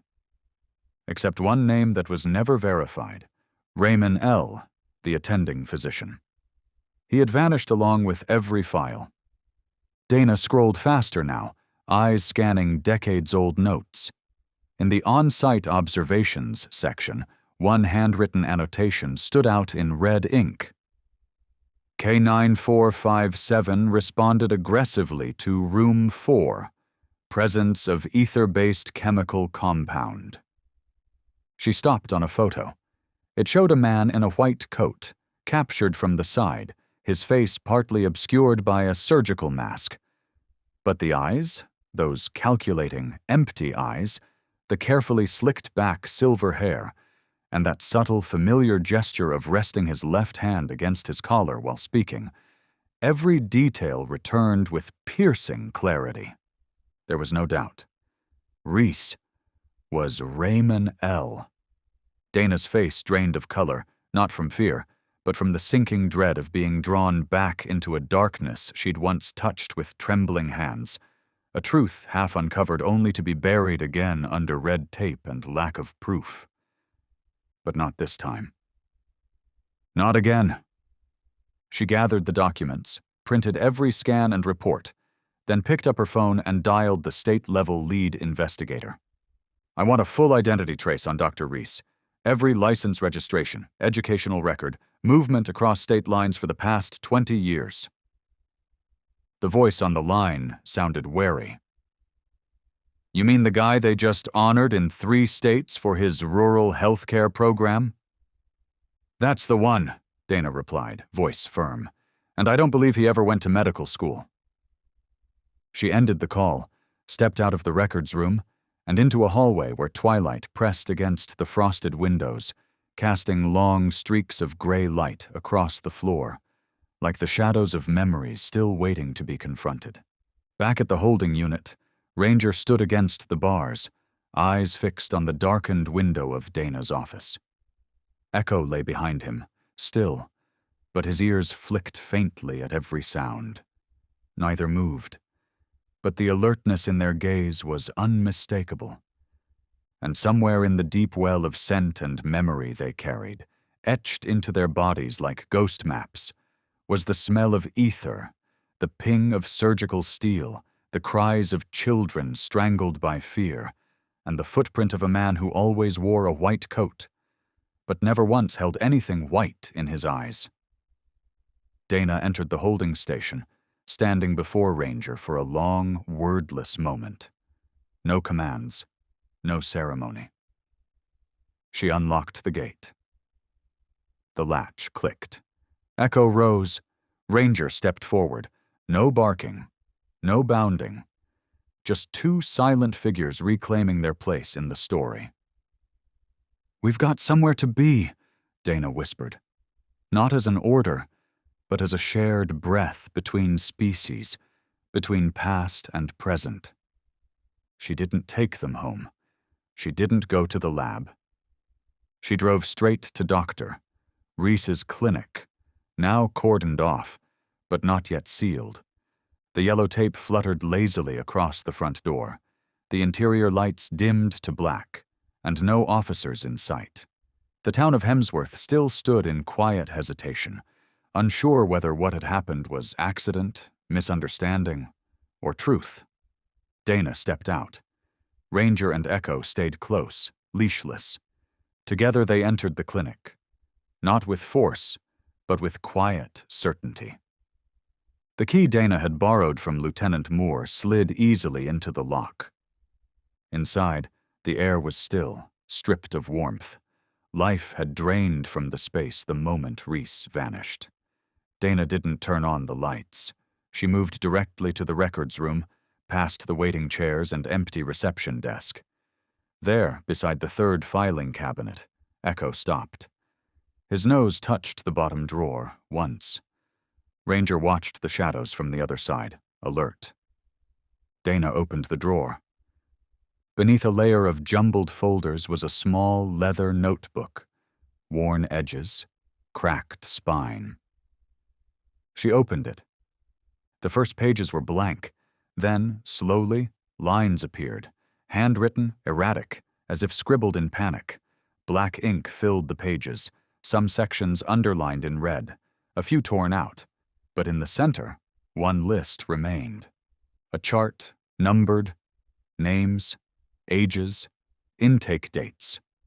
And at the bottom, in tiny red ink, Phase 3, Observe Reactions. There were 23 names. There were no names, only designations and codes. But Dana knew. Each of these entries was once a living person, each name a child that had once laughed, cried, existed in the real world before being reduced to sterile letters on a cold page. She turned to the next sheet. The list was gone, replaced by scattered notations, brief lines interwoven with strange, indecipherable symbols. But then one entry caught her eye, and her grip on the notebook tightened until veins stood out stark beneath her skin. Some responses exceeded projected thresholds. Case number 7, cardiac arrest. Note, unsuitable. Echo began to whine, a low, rising sound, almost imperceptible at first. Ranger turned his head sharply, ears pricking high into the stillness. The scent? Chemical.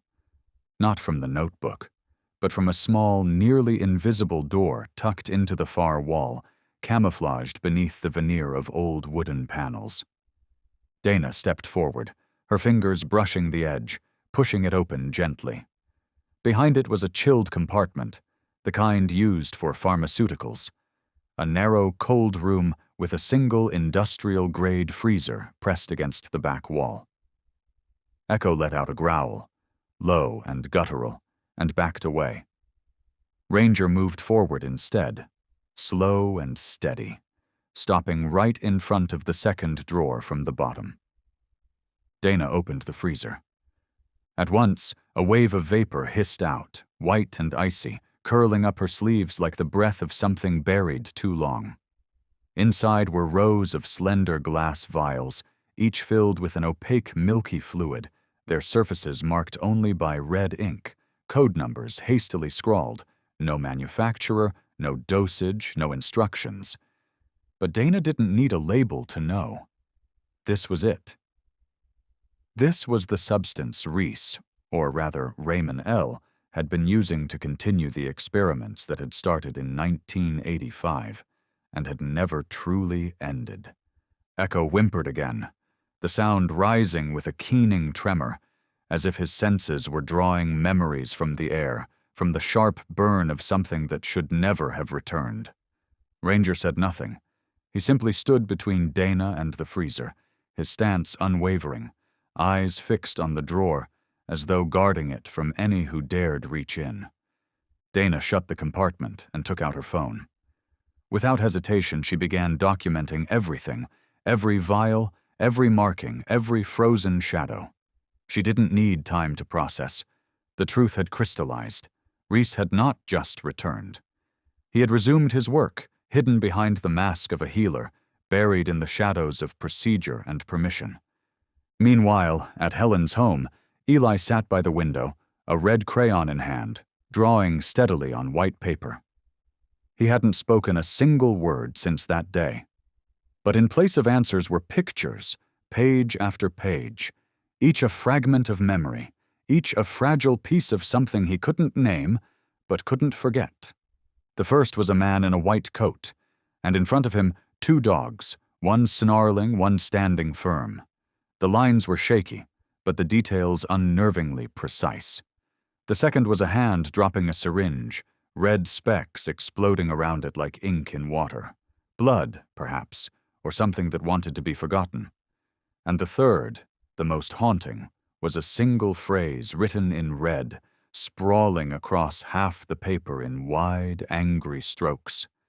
No more. Helen sat behind him, silent. She didn't ask. She only watched, her hand resting gently on his shoulder like a tether, a wordless reassurance. But her eyes couldn't tear away from the words, the crayon pressure so deep it had torn through the sheet beneath. Eli didn't need to speak. Every line, every smear of color. Each was the voice of memory too raw to carry a name. Dana left the clinic just as the sky turned to dusk. In the pocket of her coat, the leather-bound notebook lay wrapped tight. Echo and Ranger sat quietly in the back of the vehicle, eyes fixed on the glass, watching the red of sunset reflected like a fading warning in reverse. As she drove back through the narrowing streets, she saw children playing under the branches of trees, their laughter spilling through the windows like warm echoes of safety. And it hit her, what Echo and Ranger had always known. Files may go quiet in cabinets, drawers may shut, denials may come in waves. But true memory never sleeps. It waits. It waits for someone brave enough to follow the scent. And this time, it had been their noses that led her to the truth. The sky had turned a mottled gray-blue by then, a palette caught between the remnants of daylight and the quiet erosion of certainty. Dana didn't head home. Instead, she drove straight to the Federal Analysis Center, where the forensic team had been expecting her with urgent instructions. The freezer at the clinic hadn't just stored liquid. It had held answers buried for 3 decades. As she stepped into the corridor, Dr. Emery, molecular biologist and longtime collaborator in several of her toughest cases, stood waiting at the far end, a thick folder in one hand, the tension on his face making her heart sink before a single word had been spoken. "I take it this isn't a vaccination compound," Dana said, eyes locked onto his. "Number not even close," Emery replied without formality, his voice clipped. "We broke down the sample's composition. There's absolutely no link to any known vaccine, no viral agents, no immunogenic triggers." He paused, then opened the first page of the report, revealing a complex chemical diagram outlining 2 primary components. One was a compound blend of sedatives, neutral in tone, once used in PTSD treatments to dull emotional responses. The other was rarer, marked with a red warning label. Sensory-induced memory activation compound. "You're saying it recreates memory?" Dana asked, her hand tightening around her bag strap. "More accurately, it regresses the brain to a primal recording state," Emery said, voice low, grave.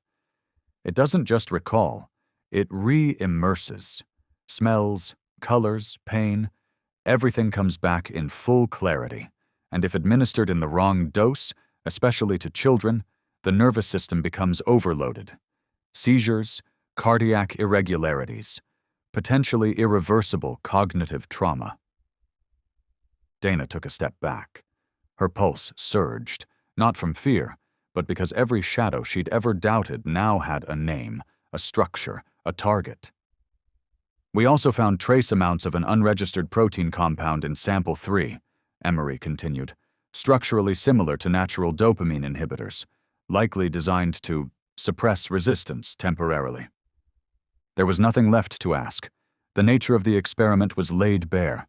Disable fear, revive memory, then hardwire it with conditioned responses. A different form of programming, one that didn't need consent, only access." Emery looked at her for a long moment, then exhaled slowly. "I used to work with the analysis team during the Angolan conflict. They tried something similar there, but they never got this far." Dana closed the file, thanked him, and stepped back into the night. The street lamps had flickered on, scattering points of gold across the empty streets like watchful eyes. Echo and Ranger lay still in the back seat, their heads slightly tilted, as if they knew exactly what she now carried. The next morning, Dana was summoned to an emergency hearing at the county precinct. Lieutenant Moore and 3 legal advisors waited.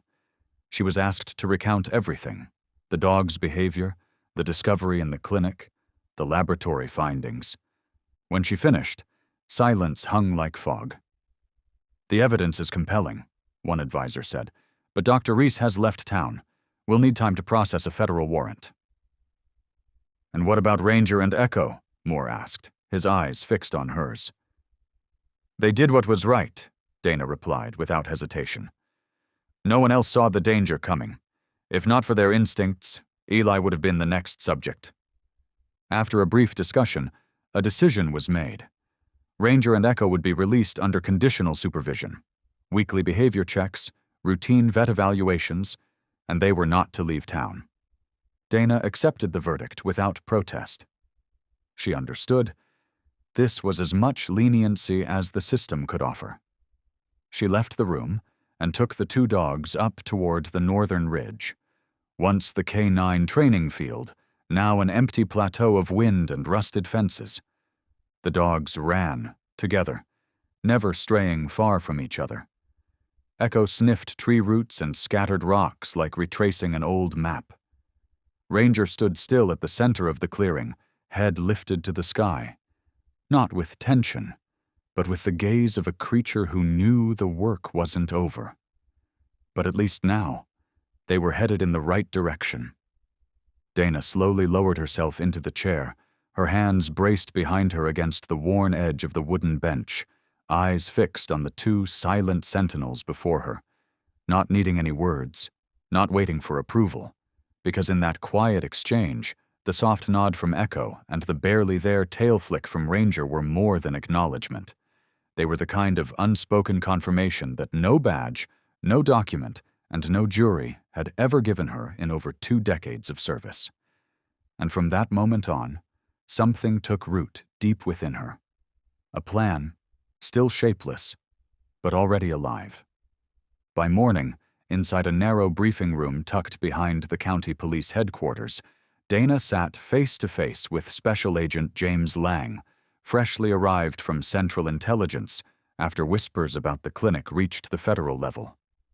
Lang, a man with the steel gaze of someone who'd crossed borders drawn in blood, spoke in a low and measured tone that disarmed without ever needing to threaten. A voice that invited trust simply by refusing to demand it.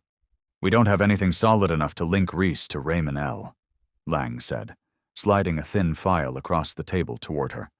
"He's changed identities at least 3 times, disappearing each time before anyone could connect the dots."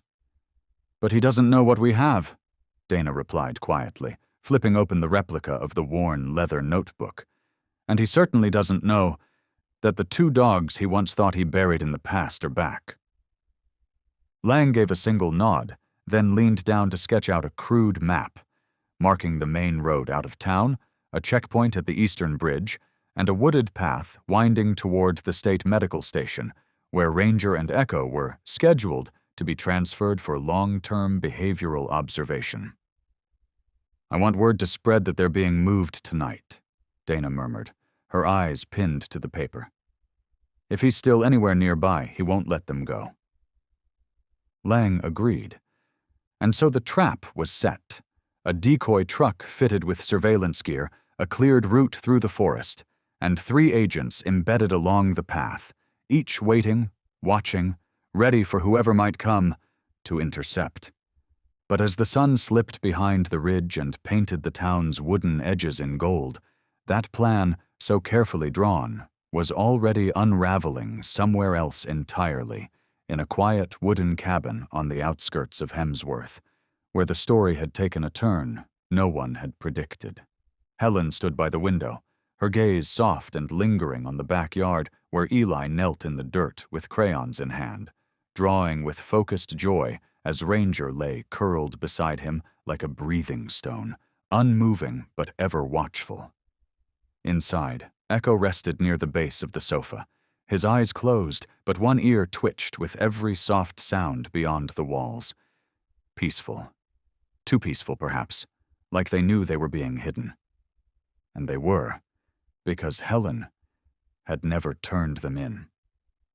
Instead of returning them to the station, she had asked a friend to drive an empty vehicle out of town, a decoy, while she quietly kept Ranger and Echo with her. Because Eli could not sleep without the weight of Ranger's breath beside him, or the gentle morning nose nudge from Echo against his arm. She knew what she was doing would complicate everything. She knew there could be consequences. But on that very first night, when Ranger had been allowed to stay for just a few hours, when Eli had woken up shaking and soaked in sweat, gasping for air, and had only settled back down after Ranger silently sat beside him, tail flicking gently in rhythm with his breath, Helen had known. No court order, no plan, no fear could justify separating them again. She didn't call Dana, didn't tell Moore. She stopped answering Lang's calls. Instead, she lived minute by minute, hour by hour, like someone protecting something holier than safety. She was protecting resurrection. Eli no longer sat in pure silence. At meals, he occasionally pointed at his drawings, whispering single words or piecing together fractured sentences, his stories always returning to the doctor in white and the 2 friends who speak with their eyes. His sketches had changed too, brighter now. Trees, grass, even a small wooden house with Helen beside it. Only one thing remained unchanged. The red words, "No more," scrawled somewhere in every picture, sometimes on a wall, sometimes carved into a tree, once clutched in Echo's mouth like a flag. Helen stacked the drawings carefully into a wooden box, placed it beside Eli's bed, not for evidence, not for anyone to analyze, but because these were memories, real ones, the only truth Eli could still hold on to without trembling. That night, while Lang's decoy truck rolled slowly toward the medical station, winding through checkpoint after false checkpoint, somewhere on the edge of the forest, a shadow slipped quietly off the road. Small-framed, focused, no gun, no noise. Just footsteps moving with practiced ease between the brush, like someone who had walked this path 100 times before. A flash from a thermal lens on the hill caught the first glimpse. Lang, seated inside the convoy's lead vehicle, glanced down at the screen, eyes narrowing as the blurred figure emerged. "We've got company," he said calmly into the radio, never looking away from the silhouette on the monitor. But what Lang didn't know, what no one had suspected, was that over 3 miles away, in that same wooden house at the edge of town, the 2 dogs they thought they were transporting were instead curled against the feet of a sleeping boy who, for the first time in months, smiled faintly in his dreams. Dreams with no white coats chasing him through halls. And elsewhere, deep inside the town's former detention outpost, where Ranger and Echo had been held just days earlier, 2 figures cloaked in dark gear slipped past the rear fence, under the cover of silence. No alarms, no forced entry. The side door opened smoothly, either by key or something more precise. They moved like shadows, like they'd rehearsed this a dozen times. One headed for the basement. The other remained on the upper floor, slipping into the server room next to the main security desk. A translucent gel was smeared across the camera lenses. The silent alarm was neutralized with a handheld bypass. Nothing looked out of place. Nothing triggered alerts. Until Echo stirred. In Helen's house, the window rattled, not from wind. Echo had already risen from his spot, nose to the air, ears upright, body poised. Ranger stood beside him. No growling, no scratching, just stillness. Both staring toward the direction of the town. As if they could hear footsteps the world had forgotten how to listen for. Without waiting a second longer, the two of them sprang from the doorway, racing across the yard, vanishing into the shroud of trees where the forest swallowed sound and shadow alike. Helen shot up, instinctively moving to call after them. But then came a glance, swift and fleeting, from Ranger, not more than a heartbeat long, yet unmistakably clear. And in that glance, she understood. They weren't wandering. They were tracking. At the temporary precinct outpost, the night shift officer, a young man recently transferred from another division, slumped over his desk less than 3 minutes after the two intruders stepped inside.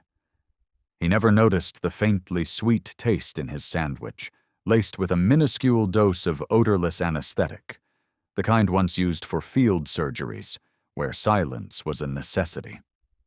As the first man headed toward the stairwell, aiming for the basement, Echo emerged from the dark. No growl, no bark, just presence. A silhouette planted firmly between two narrow corridor walls. The flickering overhead fluorescent cast trembling shadows over Echo's eyes. Eyes that didn't reflect animal instinct, but the watchful stillness of something older. Something that guards secrets no one wants uncovered. The intruder reached into his pocket, a compact electromagnetic stunner, designed to deliver a paralyzing pulse. But before his fingers could touch the switch, Echo lunged, a flash of power, silent and exact, bringing the man down with a front leg shoulder strike so sharp, so fluid it never needed teeth.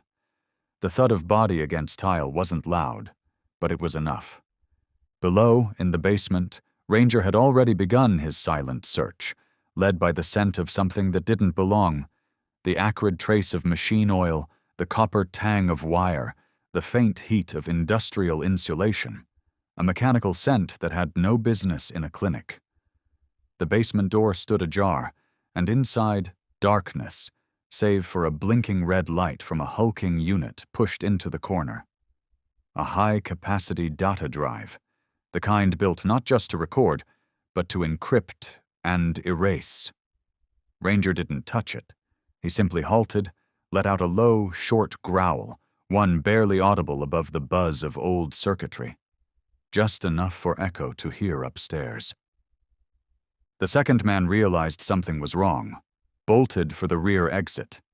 But Echo was already there, one step ahead, blocking the hallway's end. The man had no escape.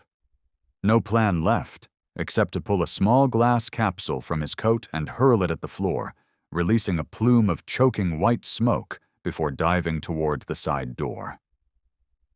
Echo charged.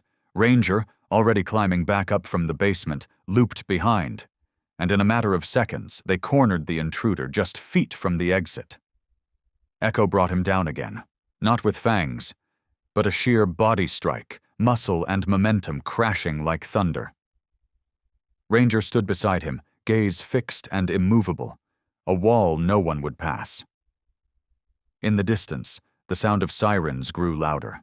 Helen had called for backup the moment she saw Ranger and Echo disappear into the trees. Lieutenant Moore was the first to arrive, followed by 2 armed officers and a field medic. "There's been a break-in," Helen said simply as she stepped inside, her eyes falling on Echo, now sitting beside the young officer who'd passed out earlier, the boy's head resting against the dog's shoulder, breaths ragged but slowly evening out. Dana arrived last, and when she saw the data wipe machine hidden in the basement, when she saw the two dogs standing steady in the wreckage of what might have been concealed forever, she didn't ask questions. She just knelt quietly and ran her hand along Ranger's head. "You again?" she murmured, a whisper of weary reverence, and always at the right time. Night had deepened. Rain began to fall, light, steady, barely more than mist as it touched the concrete outside the precinct. The faint yellow light spilling from the interrogation room reflected across shallow puddles, like ghostly echoes of the words still hanging in that room's quiet air. The man caught on sight, real name Nolan Stokes, sat slouched in the interrogation chair, his wrists still bearing the angry red grooves of the cuffs, his head bowed slightly. Under the dim bulb, his face wasn't one of fear, but of resignation, as though he'd always known this moment would come. "Who do you work for?" Agent Lang asked, voice low but unflinching. Beside him, Dana sat in silence, notebook in hand. Stokes lifted his head, eyes flicking between the two, then exhaled slowly. "I don't work for anyone," he said. "I'm just one of the operators. Part of the system." Dana tilted her head, gaze steady. "What system?" "The clinics," he answered, voice flat, devoid of embellishment. "They're not clinics, they're stations, collection points, testing centers, coordination hubs." Lang tapped his pen once against the table. "How many stations like that?" "4," Stokes said without hesitation. "At least in 4 states. I know for certain Montana, Ohio, New Mexico, and now, here." Dana inhaled sharply at the mention of Ohio. From her folder she withdrew a faded photograph, grainy, color-washed, but still clear enough to show a man in a white coat, neatly combed hair, silver-rimmed glasses. The name from the old file. Dr. Alan Groves, lead suspect in a string of child disappearances in Columbus, 1985. "Reese was Groves, wasn't he?" Dana asked, voice even but weighted like a stone dropped into still water. Stokes didn't respond at once. He studied the photo, then gave a slight nod. He had many names. Reese, Groves, Keller, a different alias in every state. New ID, new license, clean credentials. Lang's voice tightened. "And you helped him erase the trail?" Stokes gave a bitter, quiet laugh. "I ran the machines, behavior logs, data control, wiped surveillance footage. Everything automated, nothing done by hand. Every 3 months we changed routes. Every 6, changed facilities." Dana kept writing, pages filling with names, dates, fragments. But what made her stop, what struck her into silence, was what came next, unprompted, from Stokes himself. "In Ohio, back in '85, he was almost caught. Because of a dog." The pen in Dana's hand froze. "A dog?" Lang echoed, confused. "Yes, a K-9 unit, military trained. There was a joint exercise. Local PD picked up a scent behind the clinic's storage building. The dog refused to move, just stood there growling. Wouldn't listen to anyone. They finally broke in and found 3 kids inside, locked in the dark, each one with a fresh injection mark." Dana knew that story, and she knew that dog's name. "Ranger," she said softly. Stokes looked up, brows knitting faintly. "He hated that dog," he whispered. "I heard him say once, 'That thing doesn't forget human scent. Change your name, your hair, your voice. It still knows.'" Lang scribbled furiously, gathering everything needed for the next warrant. But Dana said nothing more. Her eyes were on the narrow window at the end of the corridor. Outside, Ranger lay on the floor, his head resting lightly against Echo's flank, his eyes still open, as if listening from a distance. He didn't need to be in the room. He remembered. The scent from that year. The voice from that night. The eyes of the man standing in the dark. And now, with each word spoken inside the interrogation room, that scent had returned, unmistakable, cutting through time like smoke through locked doors. Stokes asked for no leniency. He didn't demand a lawyer. He just sat there, speaking like a machine running out of gears, unaware of when to stop, or what fear should feel like. And maybe, somewhere deep inside, he understood. There was no way back. Reese had vanished, severed all ties. No one would come for him. No one would even admit he ever existed. Dana closed her notebook, left the room without another glance. Lang walked beside her, a step behind. "You really think the dog remembers?" he asked, not with sarcasm, not with disbelief, just the simple human wonder of someone trying to understand something greater than logic. Dana looked ahead, where Ranger had risen, now walking, slow and certain, toward the door of the interrogation room, as if he knew exactly who was inside. "It's not about remembering," she replied softly. "It's about never forgetting." That single sentence, quiet, unforced, carried the weight of a stone dropped in still water, rippling backward through time, pulling them out of the cold interrogation lights and leading them back to the place that had once been dismissed, overlooked, and left to fade. The third examination room in the old clinic, the one with the low ceiling, timber-paneled walls, and the kind of silence that made you believe there was nothing left worth searching. But it was there, right there, that Ranger, walking casually through the hallway, had stopped so suddenly he might as well have turned to stone. He took a single step backward, lowered his nose to the base of the wall. Echo followed. No bark, no growl, just stillness, standing shoulder to shoulder, both locked onto a section of the wall that looked just like all the others. Dana stepped closer and pressed her hand gently to the paneling. Nothing moved. But when she ran her flashlight along the edge, the beam caught something. A sliver of space, no deeper than the width of a palm, hidden in shadow but wide enough to hide something that someone had made sure was forgotten. Lang knelt beside her, using a pry bar to ease each board loose. The wood groaned, dry and resistant, as though it resented being woken after so many years. Then, behind layers of dust and spider webs, there it was. A thin, dark brown leather notebook, not as thick as the previous one, but with a smudged thumbprint along the edge of the cover, as if someone had once clutched it tightly while their hands shook. Dana opened it.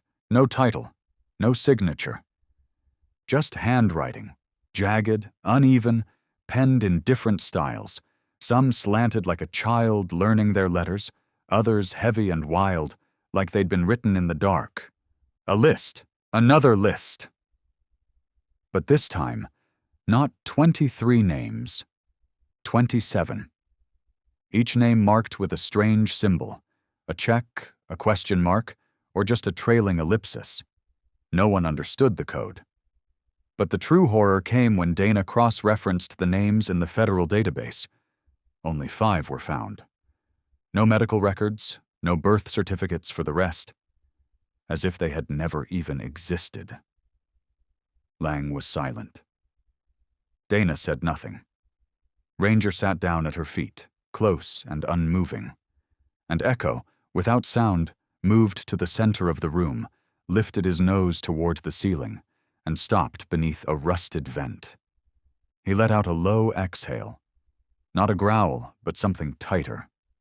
Sharper. A breath that sounded like warning.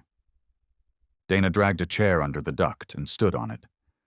The vent cover came off with a squeal, its screws giving way to years of decay. Inside was only dust, and something small wedged deep in the corner. A folded scrap of paper. She used tweezers to pull it free, unfolded it carefully across her palm. The paper was yellowed, edges brittle, but the handwriting, scrawled in shaky blue ink, was clear, as if the words had waited, untouched by time. "Let me out." Just 3 words. But they held more weight than any report, more truth than any data on a server. Because this wasn't protocol, it wasn't observation, it wasn't written by a doctor or a soldier or a researcher, it was a plea. The most primal kind of human cry. A whisper from someone, likely a child, who had once sat in that room, under that light, and left behind the only thing they could. Hope. Lang clenched his fist. Dana folded the paper gently, like it might fall apart, and slipped it into the inside pocket of her coat. No one spoke. Echo stood near the door, his eyes no longer clouded by caution, but clear, still, like the surface of a deep well. Ranger stared at the map on the wall, the one with 4 red pins. 4 sites, Dana whispered. But if there were 27 children, there might be a 5th. Lang didn't reply. He just nodded once. And that night, as the rain came down heavy and the streets emptied into darkness, in a quiet wooden room at the back of the house, a light remained on, and 2 German shepherds lay on guard, silent, alert, while the older woman wrote down each name, one by one, on fresh white paper. No name would be forgotten. No child erased. The following morning, a message came through from the Santa Fe Police Department, less than a day's drive from Hemsworth, reporting that a teenage girl had just filed an unusual claim. She'd come forward to describe a dream that had haunted her every week for over 10 years. But what caught the officer's attention wasn't the dream's strange content. White lights, endless hallways. It was what the girl had said, crying, "The dog. It barked so loud. It didn't leave me." Lang read the message, then turned his phone toward Dana. "Her name's Lila Avery, 16. No clear medical history. Adopted at age 6. Past episodes of unexplained seizures." Dana scanned the map again, spreading out the old list. The mobile clinic had operated in the Santa Fe area during the summer of 2014. Echo approached, resting his chin on the edge of the chair. Dana stroked his ear, then whispered like a secret, "Maybe someone heard your bark." They met Lila in the school's counseling office. She had large brown eyes, rimmed red beneath, the kind of eyes that suggested years of restless sleep. But she wasn't scared. She wasn't shy. She sat across from Dana with quiet composure, still clutching a frayed, stuffed bear. "How do you know I'm not just imagining things?" Lila asked, voice steady. "What if this is just something I made up?" Dana shook her head slowly. "Just tell me what you remember.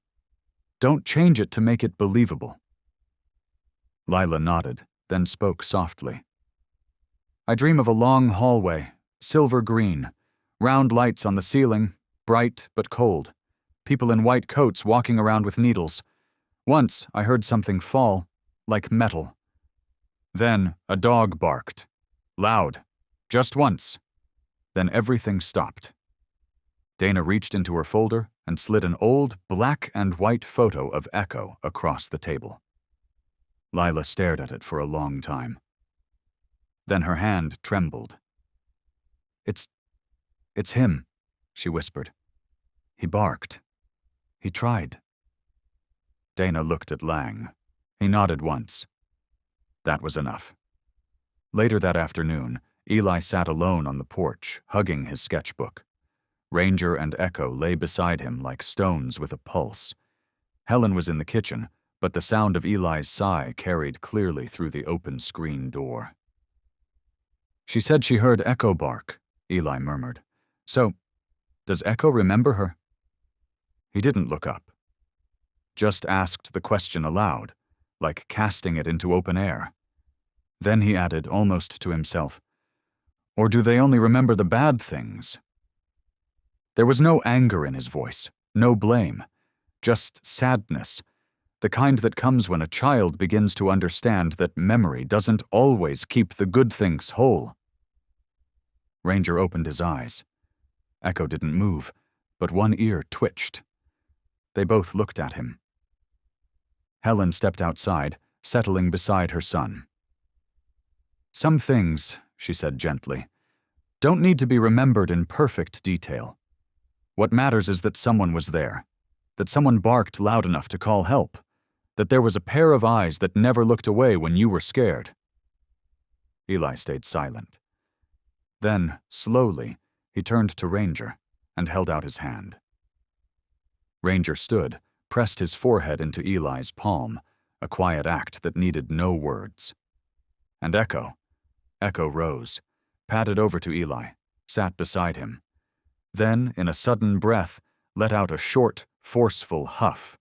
Not a growl, not a bark, just a sound, released in perfect timing with the boy's uncertainty. Eli laughed. A real laugh. The first one in days where only drawings had spoken for him. "I get it now," Eli said softly. "They didn't forget me. They were waiting for me, to remember them." And as the sky gave way to night, when the last of the twilight drained from the horizon and darkness settled like a shroud over the world, Eli, sitting alone in the small room beside the window, began to draw again. But this time, the images were no longer filled with sterile white corridors or sharp needles gleaming under fluorescent light. This time there was only Echo, standing alone in the middle of a forest bathed in moonlight, barking into the night. And behind him, scattered through the trees, were small dots of light, faint and distant, like the eyes of children being awakened from a place where no child should ever have been made to sleep. That night, Helen's house seemed quiet, just as it always had. But it was no longer the quiet of peace, no longer the soft hush of a home resting in safety, but instead a silence forged by vigilance, a silence that came not from serenity but from a tension stretched thin and ready. Ranger did not move from his post by the back door. Echo lay at the foot of the stairs, close to Eli's room, not fully asleep, only his eyes half-lidded, his ears alert, his back tight with anticipation. Every sound, no matter how subtle, a creak, a gust, a breath against glass, made them tense, like coiled threads ready to snap. Near midnight, a sound stirred outside the fence. Not loud, just enough to disturb the pattern of the night. Echo rose instantly. Ranger was already standing, gaze focused through the narrow slit in the curtains.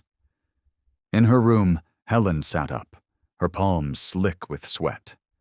She hadn't heard it clearly, but the way the dogs moved, the rhythm of their steps, the change in their breath, told her everything. Someone was out there, not a raccoon, not the wind, something Echo could recognize, something Ranger was assessing. She didn't turn on the lights. Instead, she reached for her phone, her fingers dialing a number now engraved in her muscle memory. The line picked up after just 2 rings. "Is it happening again?" Dana's voice was calm, low, unsurprised. Helen didn't answer right away. She simply whispered, "Echo just whined. Ranger hasn't moved. I think someone's here." Dana didn't hesitate. "Stay inside. I'm coming now." Less than 15 minutes later, her car eased to a stop at the end of the street, headlights off. Her steps were brisk but measured, her coat pulled tight against the wind, one hand holding a flashlight, the other gripping a seismic rod. Ranger emerged into the yard first, his gaze fixed on the western fence, where a tall bush obscured the view. Echo skirted the edge of the porch, his movement fluid, blending into the dark as if night clung to his back like a second skin. Dana crouched low, her light sweeping along the edge of the grass. The wind had stopped. The air had turned colder. But her beam didn't wander. It traced a path, deliberate, following the faint imprints on the still damp soil from the rain earlier that week. And then, The light stopped. Just beyond the yard, at the base of a narrow tree, something reflected the beam in a flash of pale glint. Dana knelt. Her fingers brushed the earth, then lifted a small object, barely the length of 2 fingers. An empty syringe casing. The label had been scratched off. The needle was gone. Only the barrel remained, just enough to confirm that someone had brought it and used it. Echo stepped close. His nose touched her hand. No growl, no signal. Just quiet affirmation. "This isn't a coincidence," Dana whispered, not with doubt, but with the certainty of someone whose mind was pulling together 100 scattered memories, now locking into place like the final piece of a map. Inside the house, Helen took the casing from Dana's hand, her fingers trembling. They know we're looking now, don't they?" Dana nodded. "Not just that. They want something back. Maybe it's evidence. Maybe it's someone." Helen froze, her eyes flashing to the stairs, where Eli still slept, his breaths soft and steady, like a fragile melody drifting in from another world. "They won't let anyone through," she murmured, like a quiet vow. Ranger lay beside the door. Echo returned to his place near the stairs. No commands were spoken, but in their silence was something stronger than language, something deeper than oaths. By morning, an infrared camera had been mounted on a tall branch across the street. Dana installed motion sensor alarms on the windows, while Lang, after reviewing the report, arranged for 2 federal agents to be stationed in the nearby town for immediate response. Eli woke earlier than usual. He stepped out onto the porch, the drawing from last night still clutched in one hand. Ranger was already there. Echo sat staring toward the woods, as if some distant call was echoing only he could hear. Eli sat beside the step, watching Dana as she checked the case holding the recovered syringe fragment. "Aunt Dana," the boy said softly, "the man last night, was he here for someone?" Dana paused, then came over and sat beside him. "Maybe. Not someone," she said, "but something people are afraid to remember." Eli looked at Ranger. "So, if I remember, is that dangerous?" Dana smiled gently, brushing a hand over his head before resting it lightly on Ranger's back. "Memory isn't the danger," she said. "The danger is when people pretend the truth never happened." Eli didn't answer, but his hand gripped the drawing tighter, as if holding on to something just now emerging, something fragile that mustn't slip away. And that evening, in the quiet corner of a room no one was watching, he drew again, this time a figure standing outside the door, and Echo between them. The picture was made with only 2 colors, black and the light in the dog's eyes, the light of something guarding what others had tried to bury. 2 days later, the federal task force received coordinates for an old site west of the Cascade Mountains, once registered as a Cold War biomedical facility, long erased from official maps since the late 80s.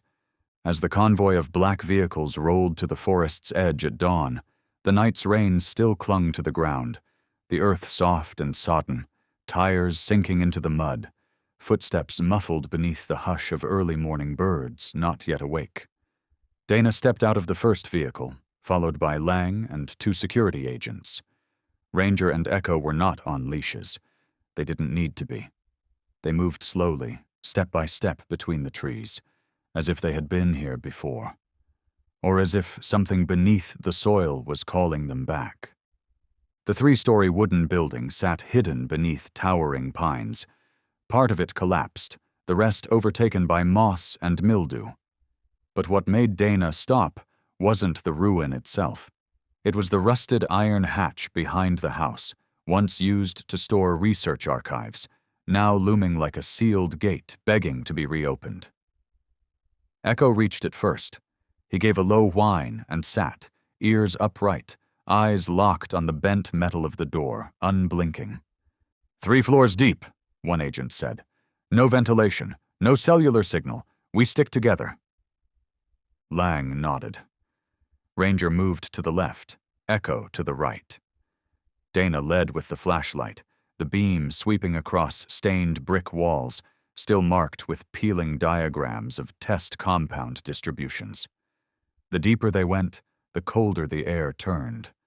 Their steps echoed, as though the walls themselves were listening, recording every breath. On the second floor, Echo stopped, not because of a sound, but because of a scent. Sweat, antiseptic, and something else. The scent of waiting. He gave a soft whimper, then turned to Dana, as if to ask, "May I?" Dana nodded. Echo moved toward a thin wooden door, out of place amid the concrete and steel. He pressed his nose to it, sniffed, then tapped it, not with claws, not with teeth, but with his shoulder, gently, a sound inside. Barely a whisper.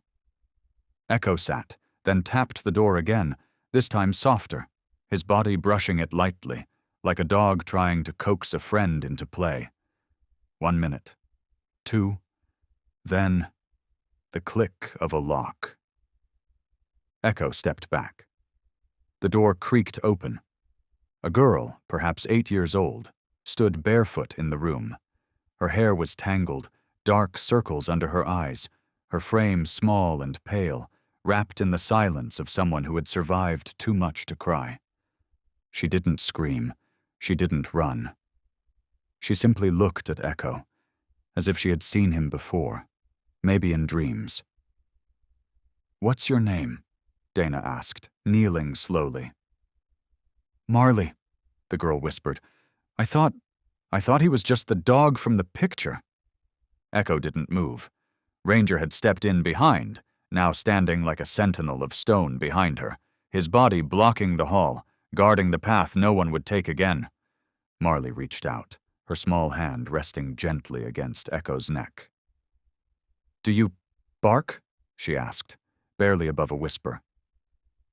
Echo didn't bark, but the look he gave her, steady, deep, filled with something that could never be written into any protocol, was enough to make the entire security team freeze, because they all understood in that moment. There was no need to bark anymore. The one who needed to hear had already heard. When they led Marley out of the tunnel, the sun had already risen, its rays streaming through the canopy in soft golden beams, the first warmth to touch that forest after so many days of gray. Dana wrapped Marley gently in a blanket. The girl didn't speak much, but her fingers never left Echo's fur. Ranger walked ahead, eyes scanning the treetops and the narrow bends between branches as though still expecting something buried to stir. Something not quite finished with them yet. At the mouth of the bunker, a forensic agent ran up, breathless. "We found a room," he said, voice tight. "Metal beds, chalkboard names. Traces suggest multiple children were kept there." Dana's hand clenched around the small notebook in her coat pocket. The same notebook where Marley's name had been marked with 3 ellipses. 1 week later, the town near the base of the Cascade Range was no longer as quiet as it had been. Flags were tied to lamp posts, flowers lined the corners of intersections, and at the center of the town square, once just a weekend meeting place, a wooden platform had been built, plain but solid. That day, Dana wore a gray button-up, mud-stained khakis, and worn boots, nothing like someone about to speak at a public ceremony. Yet when she stepped onto the platform, flanked by 2 dogs, Ranger walking slowly, and Echo with his head slightly tilted as if studying the crowd's silence, the entire square held its breath. The announcer's voice rang out, deliberate and steady. "On behalf of the state of Oregon, we honor 2 extraordinary members, not part of any official unit, not bearing any badge, holding no rank, yet they have saved lives and brought light back to places long surrendered to darkness.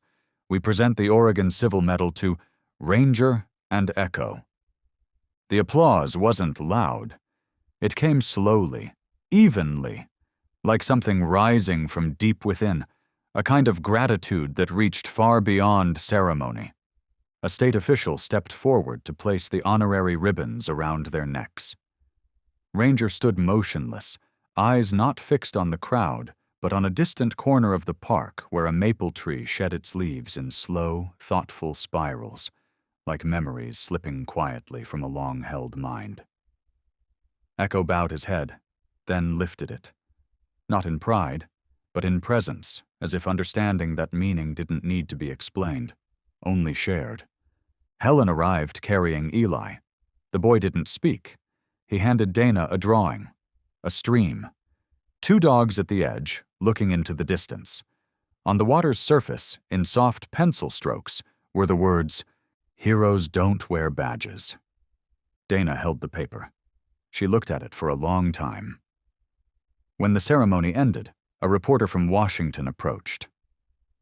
"We've heard about your past with federal intelligence. With this case on your record, you could return. Lead a national task force, full funding, full support." Dana smiled politely. "Thank you," she said. "But I've got other plans." The next morning, a small wooden sign was mounted in front of a house just beyond town. "Oregon Missing Ledger, Office for Unfiled Disappearances." Not federal, not state-funded. Just a place where the forgotten could walk in and say, "I remember something, but no one believes me." Ranger lay at the front door, eyes always half open. Echo had taken to sitting beside the bookshelf, where overlapping maps covered the wall, marked with a blur of red and green pins. Dana placed the medal on a low shelf, not framed, not spotlighted, just set between 2 black and white photos. One of Eli holding Marley, the other of Echo pressing his head into the lap of a girl with no known name, no listed age, only eyes that still spoke. I heard the call, and I got out. On a late weekend afternoon, sunlight tilted through the windows. Eli sat sketching on the floor, Ranger and Echo curled beside him like stones grown warm from years of presence. "Ms. Dana," the boy asked quietly, "do you think they'll stop remembering?" Dana, mid-document, didn't look up. She just answered, "Number, and neither should you." "Why not?" "Because some heroes aren't remembered with statues, but with the lives they helped keep going." Echo let out a soft breath, something between a sigh and a whisper, like wind brushing against old pages. Ranger lifted his head, looking outside, toward the porch where the maple branches danced lightly in the breeze, and in the middle of that gentle calm, there was something unspoken, something unmistakable. The truth that what Ranger and Echo had truly needed all along wasn't a medal, but to be believed. The years passed, quietly, without headlines, just as the 2 of them had lived, loyal, unseen, and steady. Dana slowly stepped back from the work, handing the reins of the ledger to a younger team, though she kept her desk by the window. Helen returned to teaching full-time, dropping by sometimes when Eli needed help tracing a name that wouldn't leave his mind. And Eli, the boy who once could not speak, grew into a documentary illustrator, drawing out the unspoken beats of forgotten cases, his pencil moving like a pulse still echoing with names never called aloud. Ranger faded first. One quiet winter morning, he didn't rise when Dana opened the porch door. No pain, no panic, just a long look outward and then the closing of eyes, as if a final door had been gently shut once everything inside was in place. Echo lived 1 more year, less barking, slower steps, but always in the same spot where Ranger had once kept watch, as if holding his post until the baton could finally be laid down. On a rainy morning in early April, Echo did not open his eyes again. They found him with his head resting on one of Eli's old drawings, the one where he stood in the forest, lit by the moon, every hair detailed in shades of memory. Dana didn't build a grave. No marble, no inscription. She chose the oak at the far edge of the lawn, the one where both dogs used to lie watching the sunset. The roots now held 2 small mounds of stone, smoothed over time, beside a simple wooden sign, unpolished, unstained. It read, "Ranger and Echo, keepers of memory when humanity forgot." Eli had carved the words himself, no edits, no debate. And from that year forward, each spring, on the anniversary of Echo's passing, Eli would return. He never brought flowers. He brought a wooden bone, carved by his own hands, sanded smooth, sometimes etched with little details. The first, plain and polished. The second, with a tongue drawn sticking out, like Echo used to do by the screen door. The third, when he turned 20, lined with small scratches like claw marks. The fourth bore one word at the end. Marley. No one counted the bones. No one gathered them. Leaves covered them. Wind uncovered them. As if even the ground had agreed to stay silent. One early summer evening, as golden light slipped across the grain of the wood, Eli, now with hair dark as Dana's had once been, touched the carved sign. He said nothing, only took a new drawing from his coat pocket. 2 dogs standing in the rain in a forest clearing. Behind them, light. And the faint silhouettes of children following, none crying, none afraid. Eli set the drawing against the sign. The breeze stirred. He stood. And as he turned to leave, he glanced back one last time and whispered, "As long as someone still remembers, memory will always have a guardian."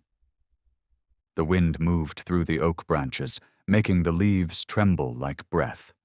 No bark, no paw prints, only the sense, undeniable, that something was still watching. 2 shapes, no longer seen, but who had once awakened a world